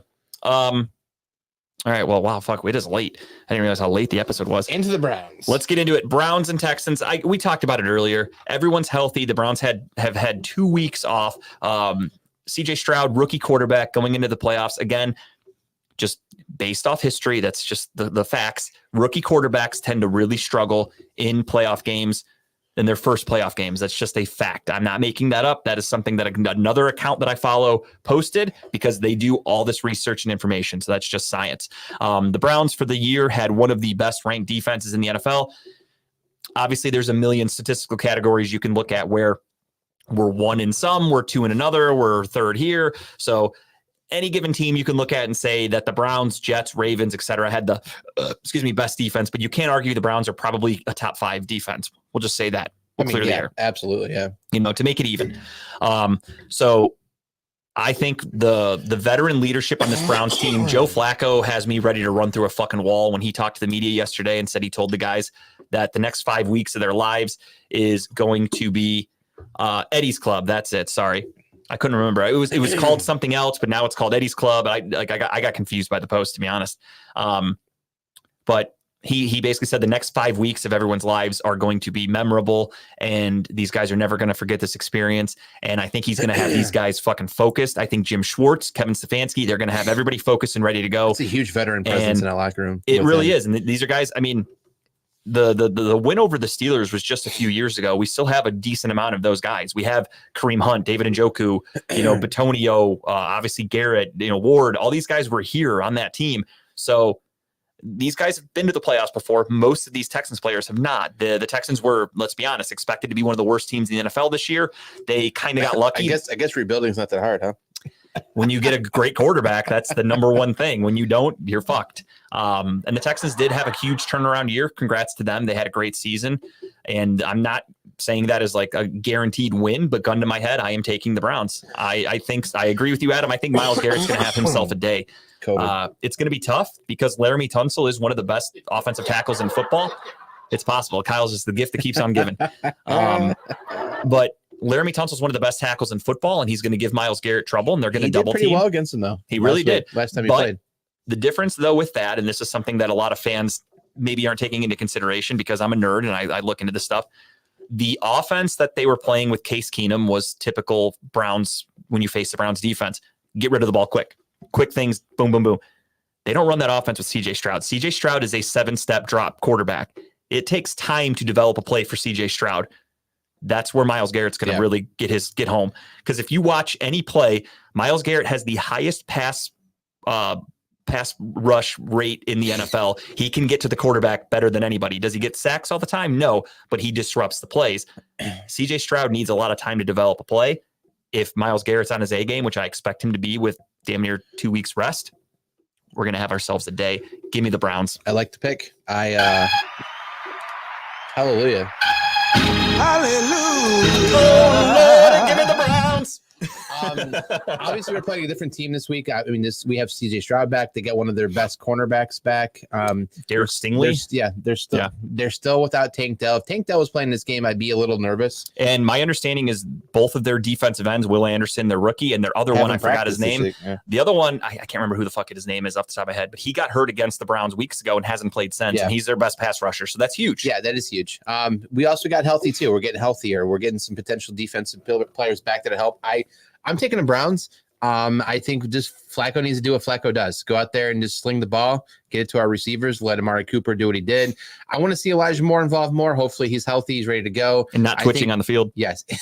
He's doing touchdown signs, man. Flack around and find out. He was doing touchdown signs. But yeah, I think it's going to be a homecoming game or a wake up and smell the roses game for CJ Stroud. I think Garrett's going to sack him twice, give him 2 sacks. And I think the Browns win. I agree. I don't think you guys need to know my pick. Yeah, I think I know where you're going, buddy. Taking those Texans. It's a clean sweep. Fuck the Texans. What was that last one? I didn't see it. Stroud can't stop our offense no matter how good he is. Go Browns. Exactly. Amen to that.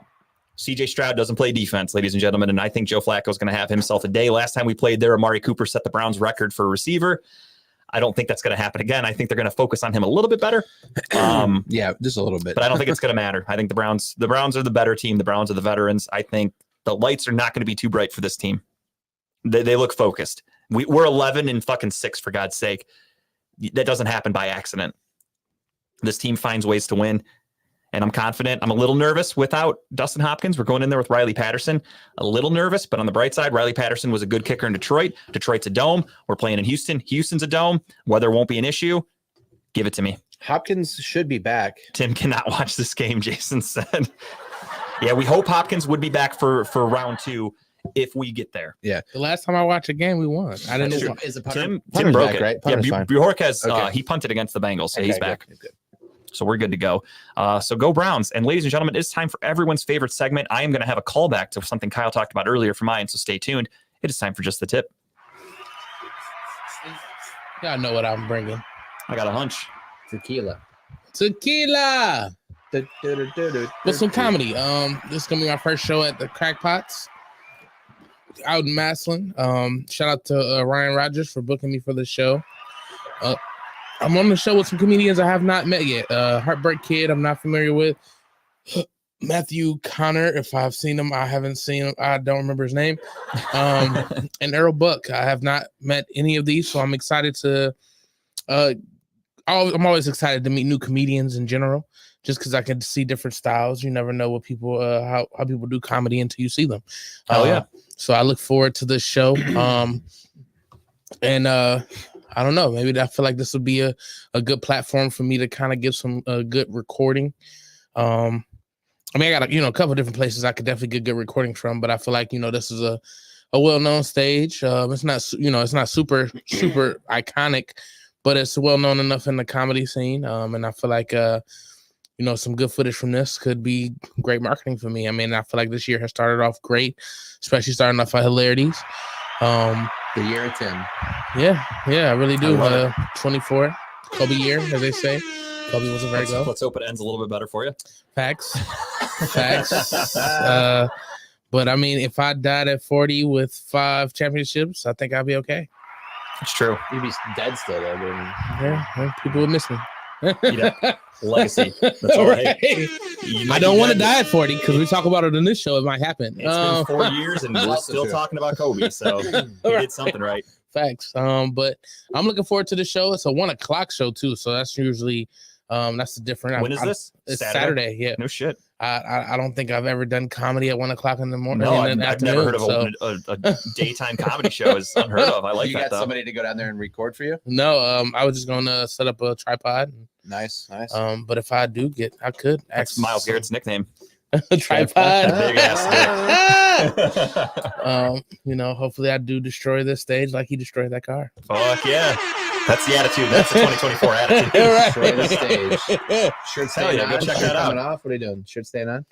I don't know. Sometimes, see, You gotta feel it? honestly, You just gotta feel It's it. all about the it's all, moment. it all comes to me like generally like hours before I'm on the stage. It's like, Yeah. "All right, I'm gonna do this. respect Sometimes it. even 15 minutes before I get on stage, because especially if I don't know I'm going on stage and I'm, hey, can you go on stage for me? Like, all right, sure. Nice. So if I take my shirt off, it just happens. Happens Hilarities in the moment. Hilarities. I had no intentions on taking my shirt off. I walked in the building, and the energy said, "Your shirt is coming off." When you told me the joke, you gave me the little preview of it. When I saw the picture of you without a shirt, my first thought was that I was like, how the hell did he get his shirt off unless he told a different joke? Like, well, how did that happen? And then literally. now it makes sense. But that's why I asked. Because I was like, how did we get to that point? I got on stage. As I'm sitting there, I was last 2 out of the group. Oh, were you really? Yeah, I was the first. I was part of the first group to go up, but I was you the were last one of the Gotcha. group. And I took my shirt off. I even told them, I said, these titties ain't got nothing to do with it, but I felt like I deserved them. So, Hey, audience deserves a treat. yeah, right. That's amazing. I got a lot of props, because I don't think people understand how comfortable I am in front of I don't care who it is. And me taking my shirt off and standing up there, as you see, I didn't even realize I looked as comfortable as I looked on that You picture. did. Right. Like, you look like you were at home and somebody was like, hey, Tim, can you get off the couch for a minute and come do a set? And you were just like, all right, fuck it. And you just got up. You sweatpants, no shirt. Like, Right. I think I saw some Cheeto crumbs in the beer. You're just like, I don't give a fuck. Whatever. It was perfect. I enjoyed it. Yeah, Fuck yeah, you're dude. starting off great. That's the way to do it. Oh yeah, man. Manifest that shit. My tip is short and sweet, just like my penis is. No, just kidding. So this show is old, very old, 2007. I hate saying that's old as 2007 because it's not that long ago. I was 18. I graduated that year. Me too. But the show Chuck came out in 2007. It's Zachary Levi is his name. Yeah, Played in Shazam. Shazam, yeah. Good show. I just came across it again on Max, on HBO Max. Started watching. I watched the first episode, and then I remember it was good. It was fun. It's a fun show. It's cheesy, but it's a comedy. How many right? seasons? 5. Okay. It's a comedy. It's the basis is that he is somebody who was, or his best friend was a CIA, NSA agent or whatever. Mhm. Sent him some encrypted file with all these like pictures, and the pictures had hidden images in them. Basically all the secrets of the NSA and the CSI or CIA in them. And so he is basically the computer, like his mind. He flashes on names and pictures and people, and he can tell you exactly who they are, what they're doing, what's going on with them. But it's just he works basically in a Best Buy, and so these undercover agents have to come work with him and be undercover with them. It's a fun show though. I think 30-minute episode. So if you get a chance, watch it. Or not, that's fine. But it's an old show I watched back when it first came out, and I liked it. And I'm just now I'm going back through it again. It's like watching The Sopranos. I've watched that 4 times, right? It's I just love that show. watching a good show over again. But if you get You want to feel old? What? 25-year I saw anniversary that. for The Sopranos. I saw that. Oh, 25 years. Ugh. My God. Still holds up. oh, fuck yeah. Still holds up. But yeah, check it out if you get a chance. Yeah, absolutely. I've actually been watching an old show on HBO Max too. I've been watching Whose Line Is It Anyway? Oh, yeah. The original ones with Drew originals, Carey. Yeah. I fucking love it. I love Drew Carey for whatever reason. The Drew Carey show is one of my favorite sitcoms of all time. It's top 5 for me. Mm-hmm. And I find him to be hysterical. I remember watching Whose Line Is It Anyway when I was a kid, and I didn't understand a lot of the jokes because I was young. It came out in like the 90s. Now I'm rewatching it, still funny as fuck. I still find myself laughing. Even Tara, who typically hates everything that I watch, will like look up from her phone and like start laughing at it. So they must be doing something right if she's fucking laughing. My tip for this week is a movie I just watched last night. Last week was Nicolas Cage's birthday. So I'm kind of on a Nicolas Cage kick. I rewatched what's the one? The Unbearable Weight of Massive Talent. Tara, I watched that alone. Tara didn't see it, so I rewatched it so she could watch it. She liked it too. That's a great movie. But my pick this week is a new movie that just came out. It's available to rent. I watched it on a streaming site. Don't tell anybody. Illegal. Dream Scenario is what the movie's called, and this goes back to what Kyle talked about earlier with cancel culture. So the premise of this is super fucking original, and it's really cool, and I really, really, really enjoyed this movie. So far, this is one of the best movies I've seen in a long time. He was nominated for Emmy for this, wasn't he? Or Yeah. Grammy? Yeah. So Nicolas Cage is just a college professor, normal man, wife, kids, nothing special. And all of a sudden he just starts appearing in people's dreams out of nowhere. Everyone just starts having dreams about him to where he becomes this social media phenomenon. Tara said it was okay. Tara's uncultured. She doesn't understand good movies. Hey, Tara. So he then starts She getting sneaks in at the end, doesn't she? he starts going in, he's in people's dreams, and he becomes this global sensation to where everybody knows who he is. He's famous as fuck. He's like the most famous person in the world, to where social media companies are like, hey, we want to work with you. We want you to start working with Sprite, because then if people see you in their dreams, and it's a marketing campaign, they're like, then they're going to start seeing Sprite. So that'll boost Sprite's profits. Like, they're trying to make him into this global thing. And he's like, no, I don't want to do that. I just want to write a book. Like, I've always wanted to be a writer. And they're like, how about we get you to do this? And we'll get you on a TikTok. And then we want to try to make sure you're in people's dreams. And like, it's basically, they're trying to force him to be this global thing that he's not. And then, I don't want to spoil much. People start having dreams about him still, but now they're nightmares instead of fun dreams. So then people start going, well, I don't like this guy anymore. In my last dream, he tried to kill me. So then he's basically getting canceled, and people are like, yeah, we don't want you coming here anymore. Like, his own kid's school, they're like, yeah, we don't want you at their play tonight because people are uncomfortable with you around. And he's like, what the fuck? I didn't do anything. He's getting canceled for literally because people dreamed about him. That's hilarious. And it's ruining his life. He went from being the most popular person in the world to the most hated in like a week. And it's just him trying to cope with that as a normal human being. And it clearly fucks with his psyche and his family and his day-to-day life. Really cool, really original idea. I enjoyed the fuck out of this movie. It was just okay, though. Tara doesn't understand movies. She does not understand movies. Tara's like, throw on a fucking rom-com and she's happy with it. She's all that. 10 Things I Hate About You. Loves those movies. She was literally just watching 10 Things I Hate About You the other day. It was on in my living room. I just want to do this with Tara. She loves that. But check out Dream Scenario. Really cool movie. It was only like an hour 45, which nowadays is short. Short movie. So yeah, it was. I enjoyed the fuck out of it, truthfully. So check that out. Again, I think it's only available to pay to rent, but I found it, so you can find it too if you really put your mind to it. That's I it for never me. watched rom-coms, liar. Bullshit, dude. Should you be having a kid with this woman? Do you She- even know your wife? She watches like the fucking, what's it called? The Other Woman with the chick with the huge tits, Kate Upton, is it? I I think. mean, I watched that, but not for the reason she probably watches Right, that. she watches that movie all the time. It's She's- always on. If she's it's got on some- TV, she's got it on. She she's had got 10 Things some- I Hate About You on the other day, so she watches First that off, shit, I dude. like 10 Things I Hate About You because, I mean, Heath Ledger, great actor. It's an overrated movie. But yeah, no, she watches that shit. She's a fucking liar. But with that being said, we have reached the end of this show. This is potentially a buzzball week. If the Browns win, we are definitely buzzballing next week. I will be off my antibiotics and I'm ready to fucking pound a buzzball. So Browns, get out there and get that W. Let's go Browns. Play smart, play fast, stay healthy. Let's win. Let's move on to the next round. Flacco round and find out. And that's all I got. You guys got anything else? Nothing. Let's go. There's only one thing left to do. Win the whole fucking thing. Go Browns. Everybody, thank you for watching. We'll talk to you next week. Cleveland, that was for you. Later. See ya. Detroit.